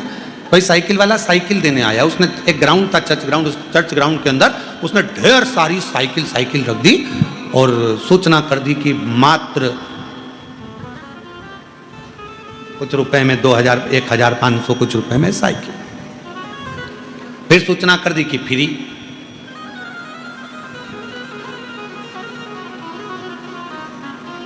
साइकिल की दुकान जितनी थी सीहोर में, एक दुकान में भीड़ नहीं, और जहां फ्री मिल रही थी ढेर भीड़। उसको तो कहना ही नहीं पड़ी कि उठाओ, लोग साइकिल सिर पे रख के एक की जगह 4 लेकर।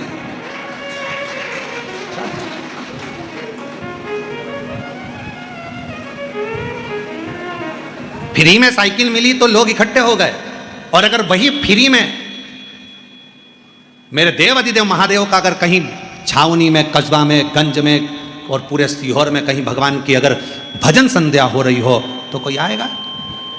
10 बजे तक माइक पे चिल्लाते रहेंगे, इतने बड़े गायक कलाकार आए हैं, इनने ये सीढ़ियां निकाली, ये गायन कराए, और आज हमारे यहाँ कस्बा में, मंडी में, छावनी में, गंज में उनकी भजन संध्या होगी। पूरे सीहोर में अनाउंसमेंट होता है, तुम्हारे पूरे नगर में अनाउंसमेंट होता है, तो भी गिने चुने लोग उस भजन संध्या में पहुंच पाते।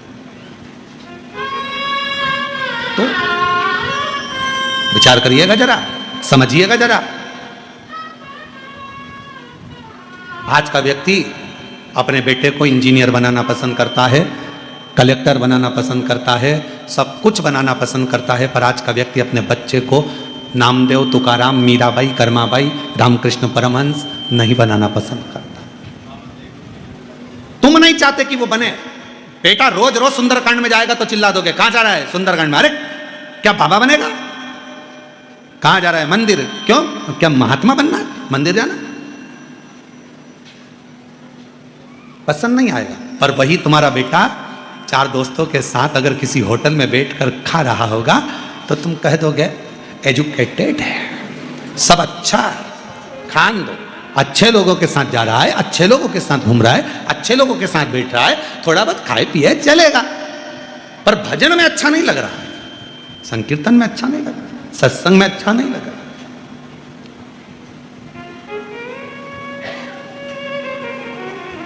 बहुत कठिन है भारत। भगवान की भक्ति का पथ बहुत कठिन है, बहुत कठिन,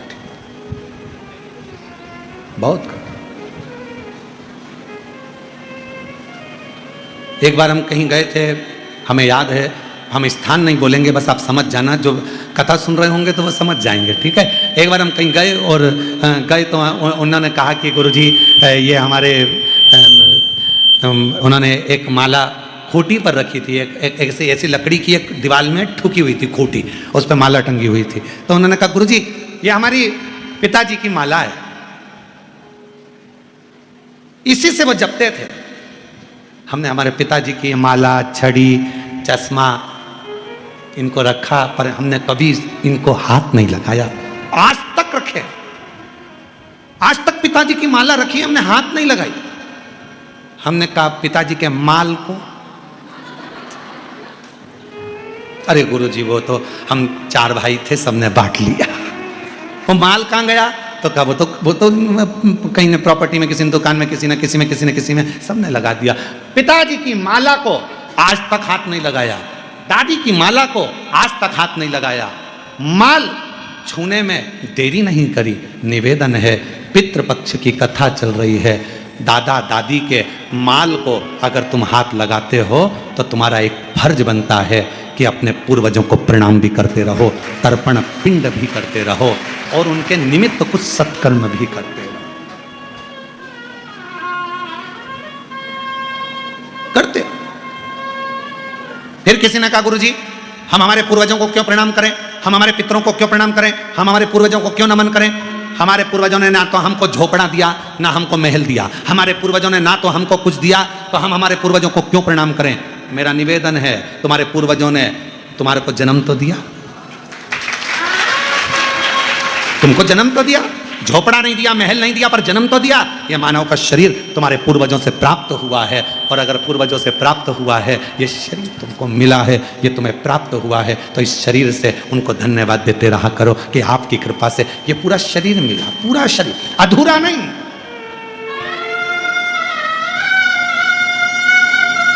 हम कई बार हर हर महादेव कहते हैं और कोई व्यक्ति इतना व्यस्त रहता है कि वो एक हाथ उठा देता है, हरा महादेव।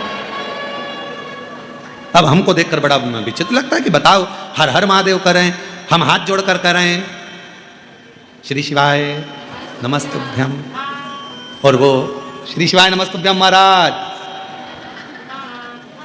राम राम। अरे भैया मेरे मालिक ने पूरा शरीर दिया है, मेरे मालिक ने पूरा डिपार्टमेंट दिया है। जब पूर्ण शरीर मेरे परमात्मा ने दिया है तो पूर्ण तरह से आप शिव को नमन क्यों नहीं कर सकते? पूर्ण तरह से आप राम राम क्यों नहीं बोल सकते? पूर्ण तरह से आप श्री शिवाय नमस्तुभ्यम क्यों नहीं बोल सकते? पूर्ण तरह से जब 2 हाथ दिए हैं तो दोनों हाथ उठाकर हर हर महादेव होना चाहिए। उसने एक हाथ तो नहीं दिया, उसने तो पूरा दिया, पूरा शरीर दिया। पूर्ण शरीर जब उसने प्रदान किया है, पूरा शरीर, पूरा शरीर यदि उसने दिया है, पूर्ण शरीर उसने प्रदान किया है, पूरा शरीर यदि उसने दिया है, तो पूर्णता से भगवान का भजन करो, पूर्ण तरह से भगवान को धन्यवाद दो, पूर्णता से। और शंभु शरणे पड़ी मांगू घड़ी रे दुख काटो, दया करीने दर्शन आपो। शंभु शरण पड़े मांगो घड़ी रे घड़ी दुख काटो दया करी दर्शन आप पूर्णता में भजन करो। हमने पहले भी कहा आप एक मुट्ठी भरकर चावल नहीं चढ़ा सकते, मत चढ़ाओ।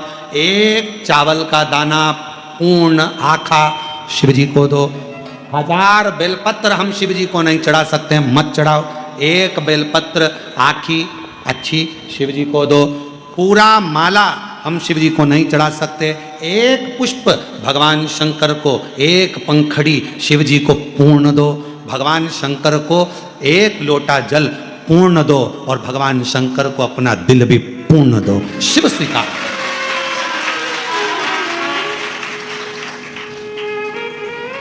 पूर्णता में दीजिए। क्यों करना किसी की बराबरी? उसने गाड़ी ली तो हमको गाड़ी लेना, उसने महल बनाया तो हमको महल बनाना, उसने पर्दे लगाए तो हमको पर्दे लगाना, उसने हाथ में कुछ पहना तो हमको पहना, उसने पांव में कुछ पहना तो हमको पहनना, उसने ये डिजाइन के कपड़े सिलाए तो हमको वो डिजाइन के सिलाना। क्यों हमें किसी की बराबरी करना? शिव महापुराण की कथा कभी किसी व्यक्ति को बराबरी करना नहीं सिखाती। क्यों? क्योंकि मेरे शंकर भगवान कहते हैं बराबरी करेगा तो उसके बराबर में ही रहेगा। तू मुझे एक लोटा जल चढ़ा रहा है, मैं तुझे उन्नति पर लेकर जाना चाहता हूं और तू बराबरी कर रहा है। मेरे शंकर भगवान की कथा बराबरी करना नहीं सिखाती। मेरे शिव महापुराण की कथा कभी बराबरी करना नहीं सिखाती, क्योंकि बराबरी केवल बराबर तक लाएगी। उसने गाड़ी खरीदी, तुमने गाड़ी खरीदी, उसने पर्दा लगाया, तुमने पर्दा लगाया, उसने चश्मा लगाया, तुमने चश्मा लगाया। हमको याद है, अगर हमारे पूर्व के मित्र अगर कथा सुन रहे होंगे तो एक बार हमारे एक मित्र थे, उसकी शादी थी और हम नाम नहीं लेंगे उसका, उसकी शादी थी पर उसके यहाँ पर 3 लड़कियों की शादी एक साथ थी, 3 दूल्हे एक साथ आए। तो हमने हमारे उस समय पर हमने उससे कहा क्यों रे तेरी शादी हो रही है, तू घोड़ी पे चश्मा लगा के बैठा काले कलर का, तो क्या वो भी तो लगाया है साड़ू भाई? हमने देखा तो उसका साड़ू भाई चश्मा लगा कर बैठा था। फिर हमने दूसरे से पूछा कि तू क्यों लगाया, तो क्या वो उसने भी तो लगाया हमारा साड़ू भाई। तो उससे पूछा कि तू चश्मा क्यों लगाया, तो उसने कहा भाई अभी कुछ दिन पहले मैं यहाँ आ रहा था बारात लेकर, उसके 3 दिन पहले मांडा मतलब मंडप में, मांडा में हमारा फूफा जी बांस लगा रहा था और वो ऐसे छाजन कर रहा था, ऊपर से एक बांस गिर गया ना, हमारी आंख में लग गया, तो दुल्हन देखेगी तो क्या कहेगी, इसलिए मैंने काला चश्मा लगा लिया। पर बाकी के उसको देख के क्यों लगाए?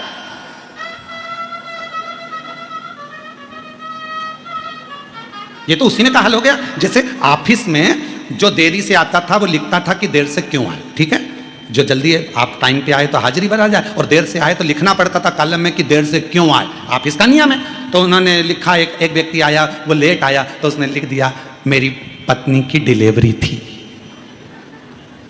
आज उसको बच्चा हुआ सुबह 9 बजे, इसलिए मैं लेट हो गया आने में। अब दूसरा व्यक्ति आया लेट, उसने कहा क्या पढ़ूं, जो आगे लिखा था उसने डैश बना दिया, सिग्नेचर। फिर अगला आया वो भी लेट आया, उसने भी डैश बना के सिग्नेचर। फिर अगला आया उसने भी डैश बना के सिग्नेचर। वो रजिस्टर ऑफिसर के पास गया, वो चक्कर खा के नीचे गिर गया। सभी की पत्नी को आज ही 9 बजे बच्चे पैदा हुए, सभी की पत्नी, उसको चिंता, सभी को आज ही हो गए,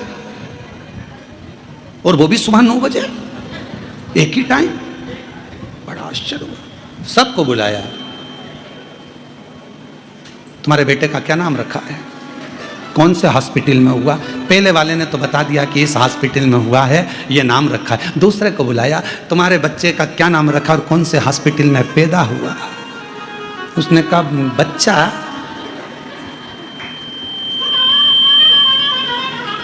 कहा कल तुम्हारी पत्नी को लेकर आना।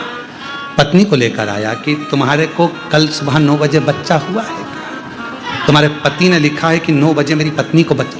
अब पत्नी अपने पति की गिरबान पकड़ के घर ले गई। धोबी कम कपड़ा धोता है। कौन है, कहां रहती है, जब ही क्यों तुम्हारा दिल घर में क्यों नहीं लगता? आज समझ में आया। पति चक्कर खा गया, हुआ कैसे? सर मैंने ऐसा तो नहीं लिखा।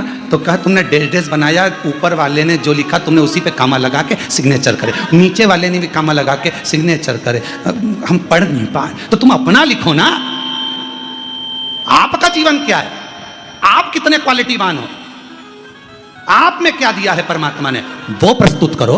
दुनिया के कालम में मत चलो, बराबरी ना करो, अपना वजूद दिखाइए। मैं डॉक्टर बन सकता हूं मतलब बनोगे, मैं कलेक्टर बन सकता हूं मतलब बनोगे, मैं इंजीनियर बन सकता हूं मतलब बनोगे। अपना पढ़ाई, अपनी विद्या अध्ययन, अपना मेहनत, अपना कर्म, अपनी खुद की पहचान बनता है। बराबरी मत करिए। उसने चूड़ी बनवाई, मैंने बनवाई, उसने पर्दा लगाया, मैंने पर्दा लगाया, उसने गाड़ी ली, मैंने गाड़ी ली, उसने बंगला बनाया, मैंने बंगला बनाया। शंकर को, भगवान को, शिव जी को अगर एक लोटा जल चढ़ाते हो तो बराबरी मत करना, क्योंकि शंकर भगवान तुम्हें किसी की बराबरी में नहीं, शंकर भगवान बराबरी से ऊपर ले जाना चाहता है, उन्नति पर बढ़ाना चाहता है। और आगे तुम्हारी मर्जी है, तुम बराबरी में रहना चाहो तो बात दूसरी है।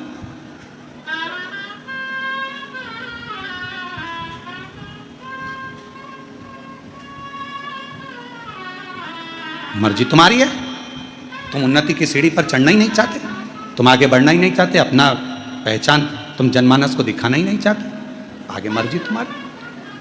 अपना स्वरूप स्वयं दिखाइए, स्वयं।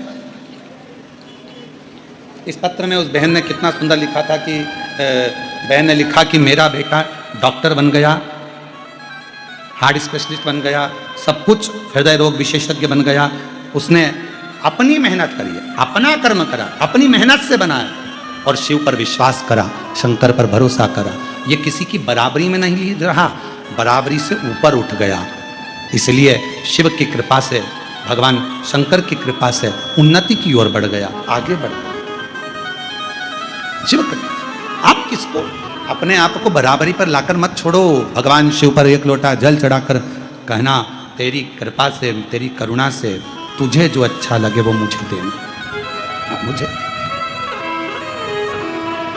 और महादेव नमन चरणों में स्वीकार कीजिए, सबका किया है मेरा भी उद्धार कीजिए, उद्धार कीजिए। हे त्रिपुंडधारी, हे त्रिशूलधारी। पार्वती जी का भाग्य तो देव ऋषि नारद जी ने बता दिया, पर भाग्य बदला किसने? स्वयं देवाधिदेव महादेव।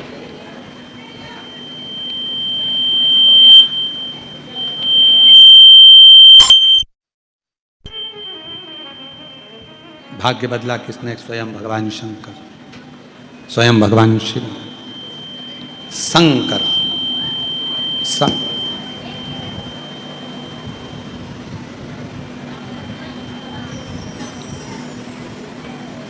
कपड़े धोने का पानी, बर्तन धोने का पानी,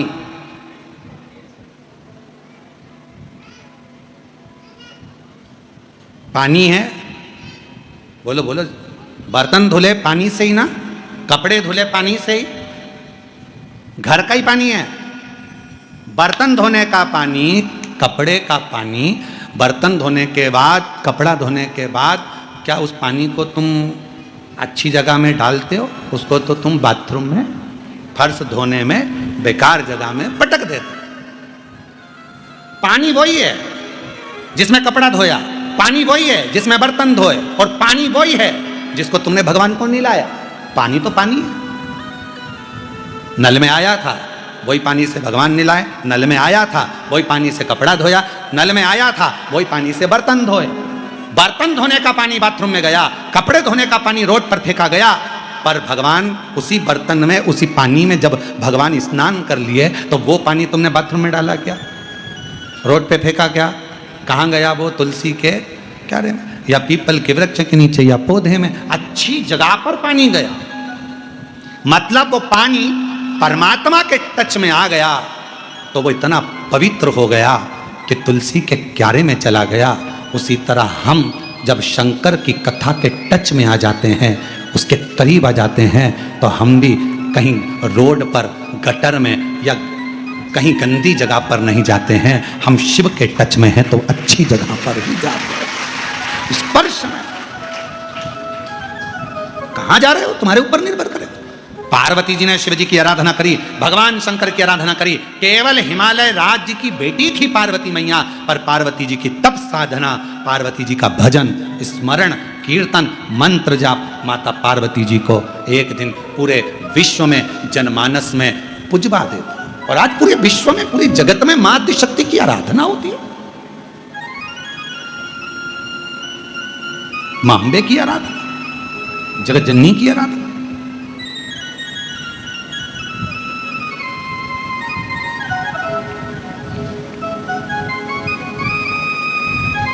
और कितने प्रेम से लोग कहते हैं, जो मांगा वो पाया शेरा वालिए, मैं आया शेरा। तूने मुझे बुलाया शेरा वालिए, मैं आया शेरा वालिए। ओ तूने मुझे बुलाया शेरा वालिए, मैं आया शेरा वालिए। ओ शेरा वालिए, पहाड़ा वालिए, ओ मेहरा वालिए। ओ तूने मुझे बुलाया शेरा वालिए, मैं आया शेरा वालिए। ओ तूने मुझे बुलाया शेरा वालिए, मैं आया शेरा वालिए।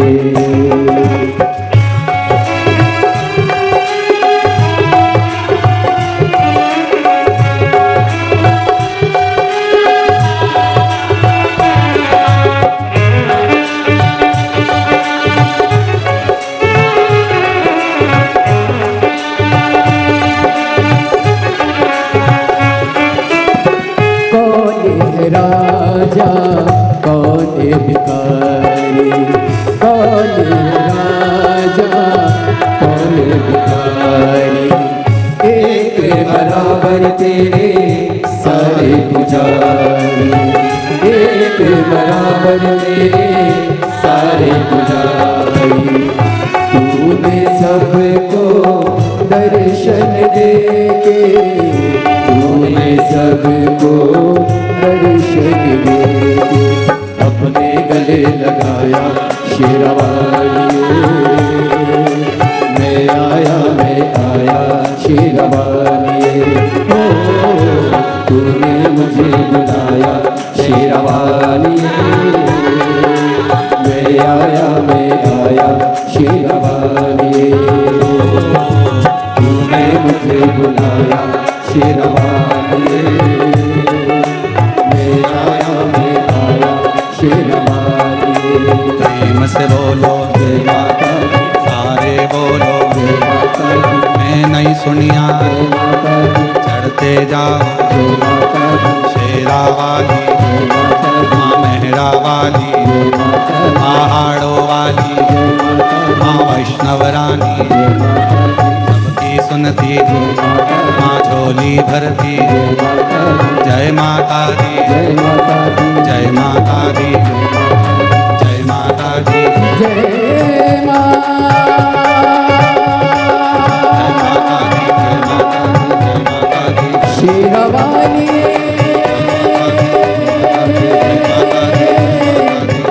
पहाड़ा वालिए।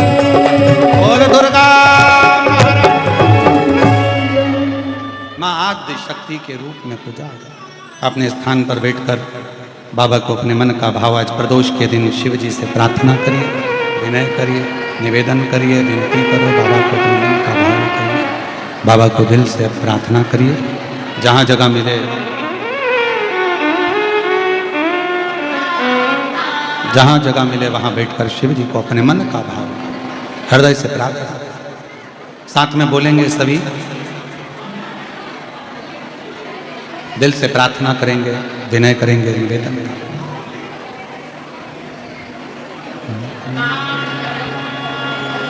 श्री शिवाय नमस्तुभ्यं, श्री शिवाय शिवाय नमस्तु श्री शिवाय नमस्तु श्री शिवाय नमस्तु श्री शिवाय नमस्तु भोला सब दुख काटो हमारा, ओ भोला सब दुख काटो हमारा। शिव शंकर जपो तेरी माला, भोले बाबा जपो तेरी माला, भोला सब दुख काटो हमारा, ओ भोला सब दुख काटो हमारा। वेश है मंगल मंगलकारी, वेश है मंगल मंगलकारी।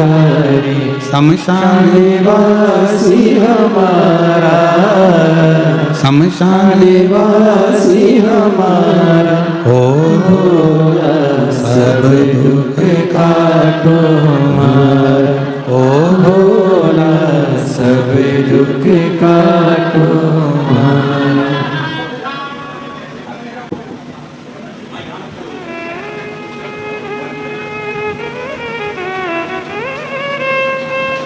बाबा देवादिदेव महादेव भगवान शिव गर्दानी त्रिकालदर्शी कैलाशी विनाशी भगवान शंकर का पवित्र चरित्र कह रहा है। शिव महापुराण की कथा वर्णन कर रही है। माँ आद्य शक्ति माँ पार्वती जी शिव की आराधना कर कर भगवान शंकर की शरणागति में शिव जी की अर्धांगिनी बन जाती है।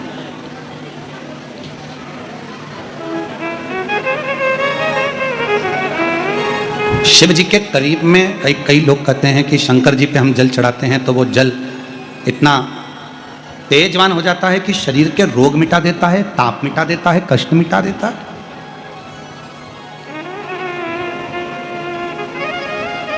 इतना प्रबल हो जाता है, इतना प्रबल। यदि सच्चे मन से, सच्चे भाव से शिव जी को यदि आप जल चढ़ाते हो और चढ़ाया हुआ जल का आचमन करते हो तो वो शरीर के रोगों को, तापों को समाप्त कर देता है। कायिक, वाचिक और मानसिक 3 ताप शिव जी के जल को आचमन करने से, पीने से समाप्त हो। हम नहीं कह रहे हैं, शिव महापुराण की विद्येश्वर संहिता में लिखा है। गीता प्रेस गोरखपुर की लेकर आओ, पढ़ो, अध्ययन करो। कहीं सियोर वाला हमारा झूठ तो नहीं बोल गया? पढ़ो,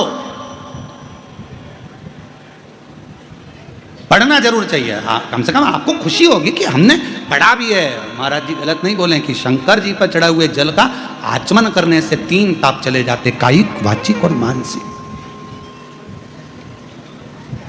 आचमन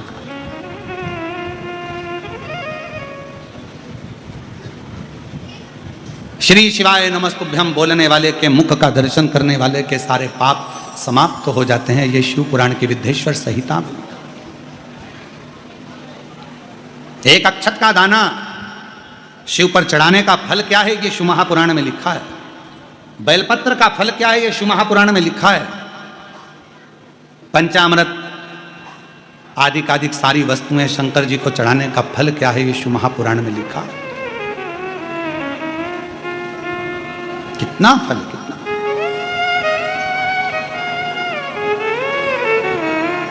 महाराज पार्वती जी ने शिव का संग किया, भगवान शंकर पति के रूप में मिल गए। समय आया, आगे वर्णन किया भगवान शंकर के सुंदर आनंदमय स्वरूप का। माँ जगत जननी ने स्वयं भगवान शंकर के एक स्वरूप का दर्शन किया तो शिव जटा में गंगा विराज रही थी। शिव जटा में, शिव जटा में गंगा जी विराज रही हैं, गंगा जी। और भगवान शंकर की जटा में जब गंगा जी विराजी हुई देखी तो भगवान शंकर के चरणों को नमन कर कर भगवान शंकर जी से पार्वती जी ने पूछा कि माँ गंगा जी को इतना ऊंचा स्थान कैसे मिल गया। पार्वती जी ने जैसे ही पूछा तो शिव जी कहते हैं मेरे तप करने वाले को, मुझे भजने वाले को। फिर वही बात आ गई, शंकर जी की कथा सुनने वाला, शिव पर जल चढ़ाने वाला, कभी किसी की बराबरी मत करो। बराबरी में रहोगे तो बराबर में ही रहोगे। शिव जी पे जल चढ़ाने वाले को, शंकर जी का गुणगान करने वाले को, गंगा जी ने क्या करा था? शंकर भगवान का गुणगान करा था, शिव का भजन किया था। तो शंकर जी ने गंगा जी को अपने पास में नहीं रखा, गंगा जी को ऊंचा अपने मस्तक पर रखा, ऊंचाई पर रखा, बराबरी में नहीं, ऊंचाई पर। ऐसी पवित्र कथा आप और हम शिव महापुराण की श्रवण कर रहे हैं। आज कथा का तृतीय दिवस यहाँ विराम ले रहा है। कल कथा का चतुर्थ दिवस प्रारंभ होगा 1 बजे से 4 बजे तक। गंगा मैया शिव जी के साथ पधार रही हैं। जोरदार ताली बजाकर स्वागत करिए माँ गंगा जी और भगवान देवाधिदेव महादेव का जोरदार ताली बजाकर स्वागत करिए। हार हार महा माँ गंगा भगवान शंकर जी के साथ पधार रही हैं। जोरदार ताली बजाकर स्वागत करिए। हार हार गंगे।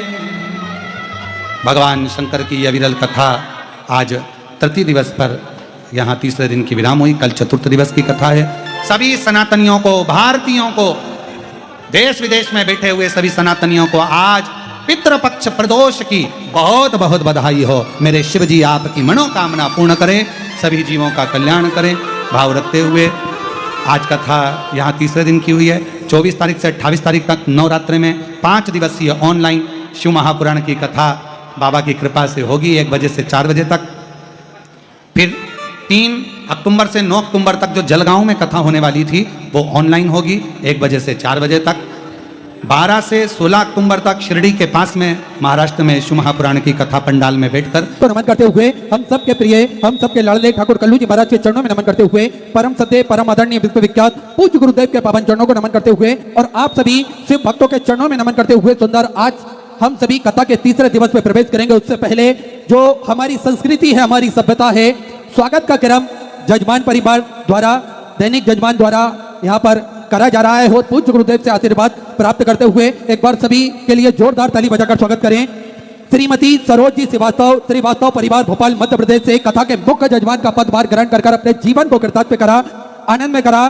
साथ में दैनिक जजमान में श्रीमती अनीता संजय कुमार जी शुक्ला कानपुर उत्तर प्रदेश से, संध्या प्रवीण कुमार जी त्रिपाठी कानपुर उत्तर प्रदेश से, स्वर्गीय श्री केशव दत्त जी, स्वर्गीय श्रीमती कांता देवी जी शर्मा की स्मृति में, श्रीमती आभा सुनील जी शर्मा इंदौर मध्य प्रदेश से, स्वर्गीय दिनेश कुमार जी मिश्रा की स्मृति में, श्रीमती पुष्पा जी मिश्रा अमेठी उत्तर प्रदेश से जजमान पद ग्रहण कर अपने जीवन को कृतार्थ में करा,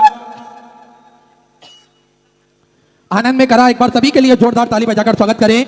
देखिए पितृपक्ष का ये सुंदर दिन चल रहे हैं और उसमें कुबेर भंडारी की ये पावन धरा और उस पर श्री शिव महापुराण की ये सुंदर अलौकिक दिव्य कथा श्रवण करने का शुभ अवसर हम सभी को प्राप्त हुआ है। निश्चित ही जब तक मेरे भोलेनाथ की कृपा ना हो तब तक इस दुनिया में कोई भी कार्य संभव नहीं हो सकता। और आज देखिए ये हम सभी का परम सौभाग्य है कि कुबेर भंडारी की पावन धरा से ऑनलाइन कथा के माध्यम से हम सभी कथा अमृत का लाभ लेकर अपने जीवन को कृतार्थ में कर रहे हैं, आनंद में कर रहे हैं। देखिए एक बार किसी भी स्थान पर अगर कथा हो जाती है तो वो जगह अपने आप में स्वयं में सिद्ध हो जाती है। तो कुबेर भंडारी की पावन धरा से, इस व्यासपीठ से तो हम सभी ने सैकड़ों कथाएं श्रवण करी है। तो निश्चित ही ये सिद्ध व्यासपीठ है, इससे बोले हुए एक एक वचन हम सभी के हृदय में लगते हैं और हम सभी के हृदय में जो बातें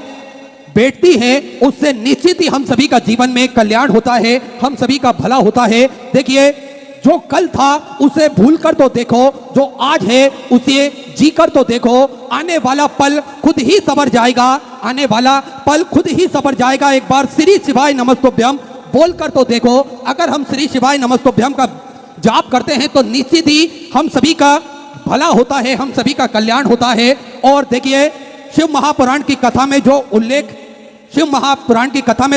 श्री शिवाय नमस्तुभ्यम जाप का करा गया है, वही जाप हम सभी को पूज्य गुरुदेव निरंतर कथा के उपरांत जब भजन होता है इसके बीच में करवाते हैं। तो देखिए हम सभी लाखों की संख्या में ये मंत्र उच्चारण करते हैं तो निश्चित ही पूरा वायुमंडल ये शुद्ध हो जाता है और हम सभी के हृदय में भगवान भोलेनाथ का वास होता है, हम सभी का हृदय निर्मल हो जाता है, कोमल हो जाता है और भगवान की भक्ति हम सभी को प्राप्त होती है। तो निरंतर श्री शिवाय नमस्तुभ्यम का जाप करते रहें और अपने जीवन को कृतार्थ में करते रहें, आनंद में करते रहें। आप सभी को ज्ञात है, देखिए पितृपक्ष चल रहे हैं। हम सभी को पूज्य गुरुदेव ने पहले भी कथाओं में, पितृपक्ष की कथाओं में जो महत्व बताया है, जो समझाया है, वो निश्चित ही हम वही नियम धारण कर अगर पितृपक्ष में कथा श्रवण करते हैं तो निश्चित ही पितरों का कल्याण होगा और हम सभी का घर में सुख शांति, सुख समृद्धि हमेशा विद्यमान होगी।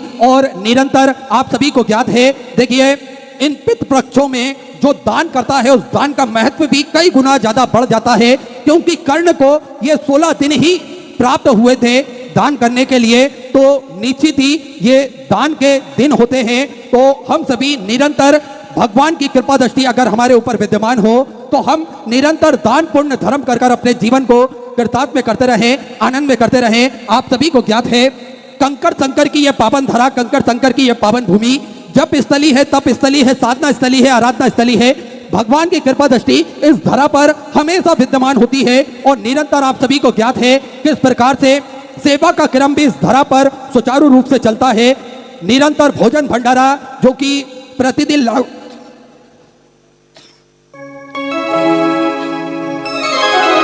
लाखों सैकड़ों हजारों भक्त भोजन भंडारे का आनंद लेकर अपने जीवन को कृतार्थ में करते हैं, आनंद में करते हैं।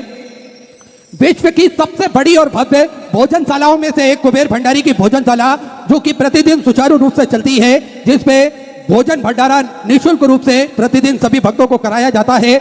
आप भी इस भव्य भोजनशाला की सदस्यता ग्रहण कर सकते हैं।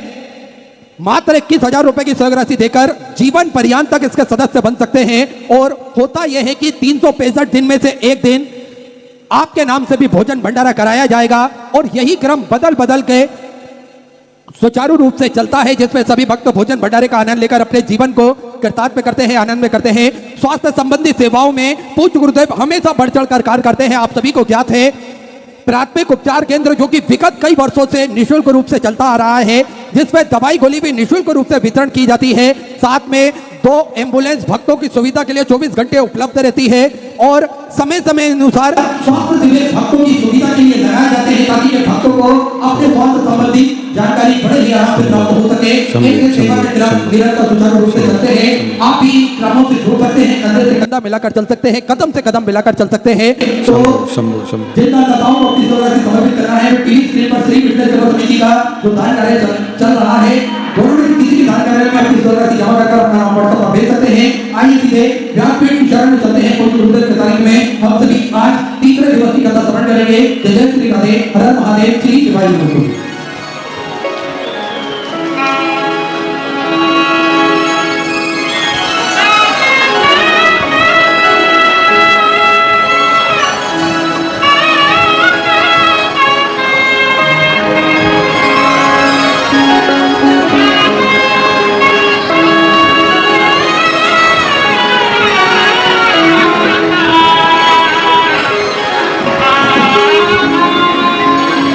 Ah!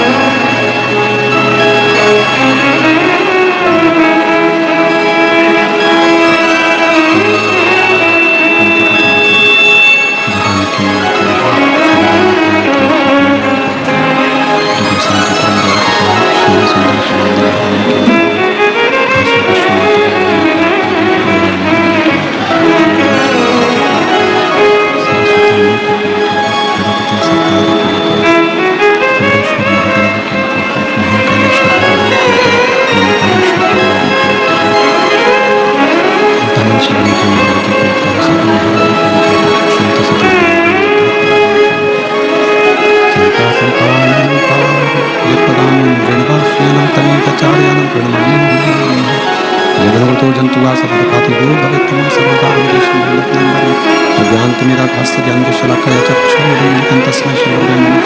नमामि हृदय श्रीशैलाचलद्देशां लक्ष्मीशास्त्रविसर्वलोकनाथं चतुर्भीष्व जायते स्वपञ्चदाहृताय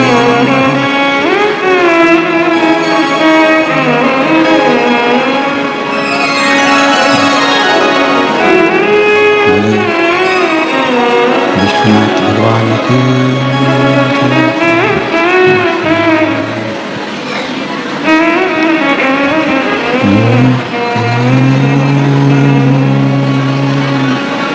नमः शिवाय।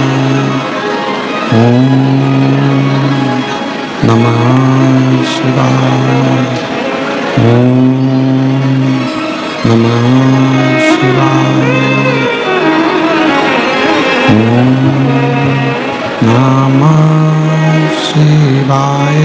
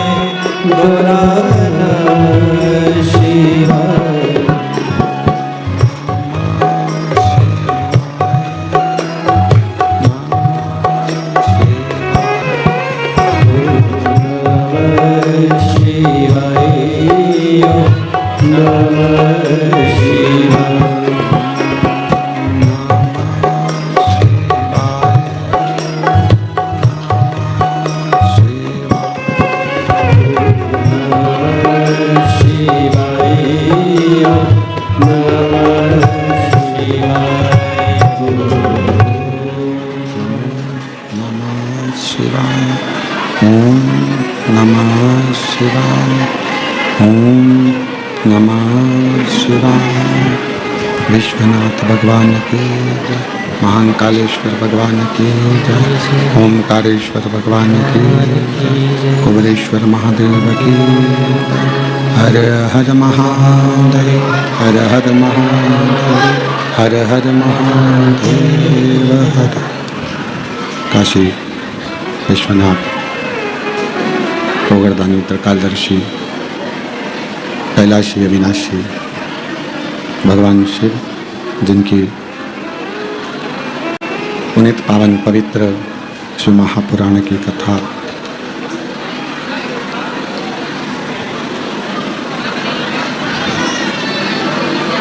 श्रवण करने का सौभाग्य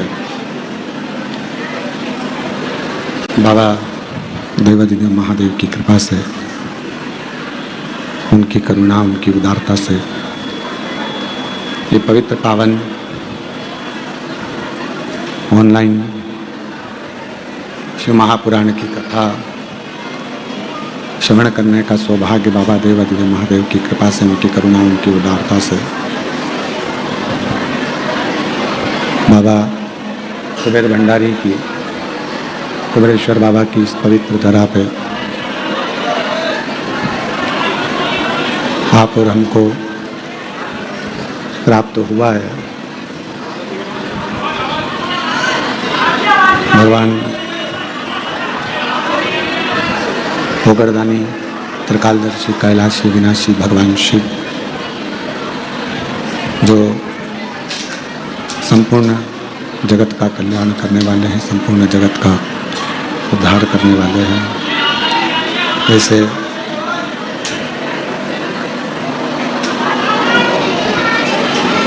भगवान शिव का ये पवित्र धाम, कुबेरेश्वर बाबा की ये पवित्र भूमि, कुबेरेश्वर बाबा की ये पवित्र धरा, जहाँ भगवान शिव की कृपा से, उनकी करुणा, उनकी उदारता से ये पवित्र पावन शिव महापुराण की कथा श्रवण करने का सौभाग्य कुबेर भंडारी के दरवाजे पर प्राप्त हुआ है।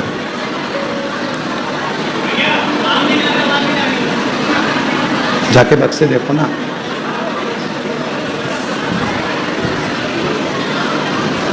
भगवान शिव, त्रिकालदर्शी, कैलाशी, विनाशी भगवान शंकर,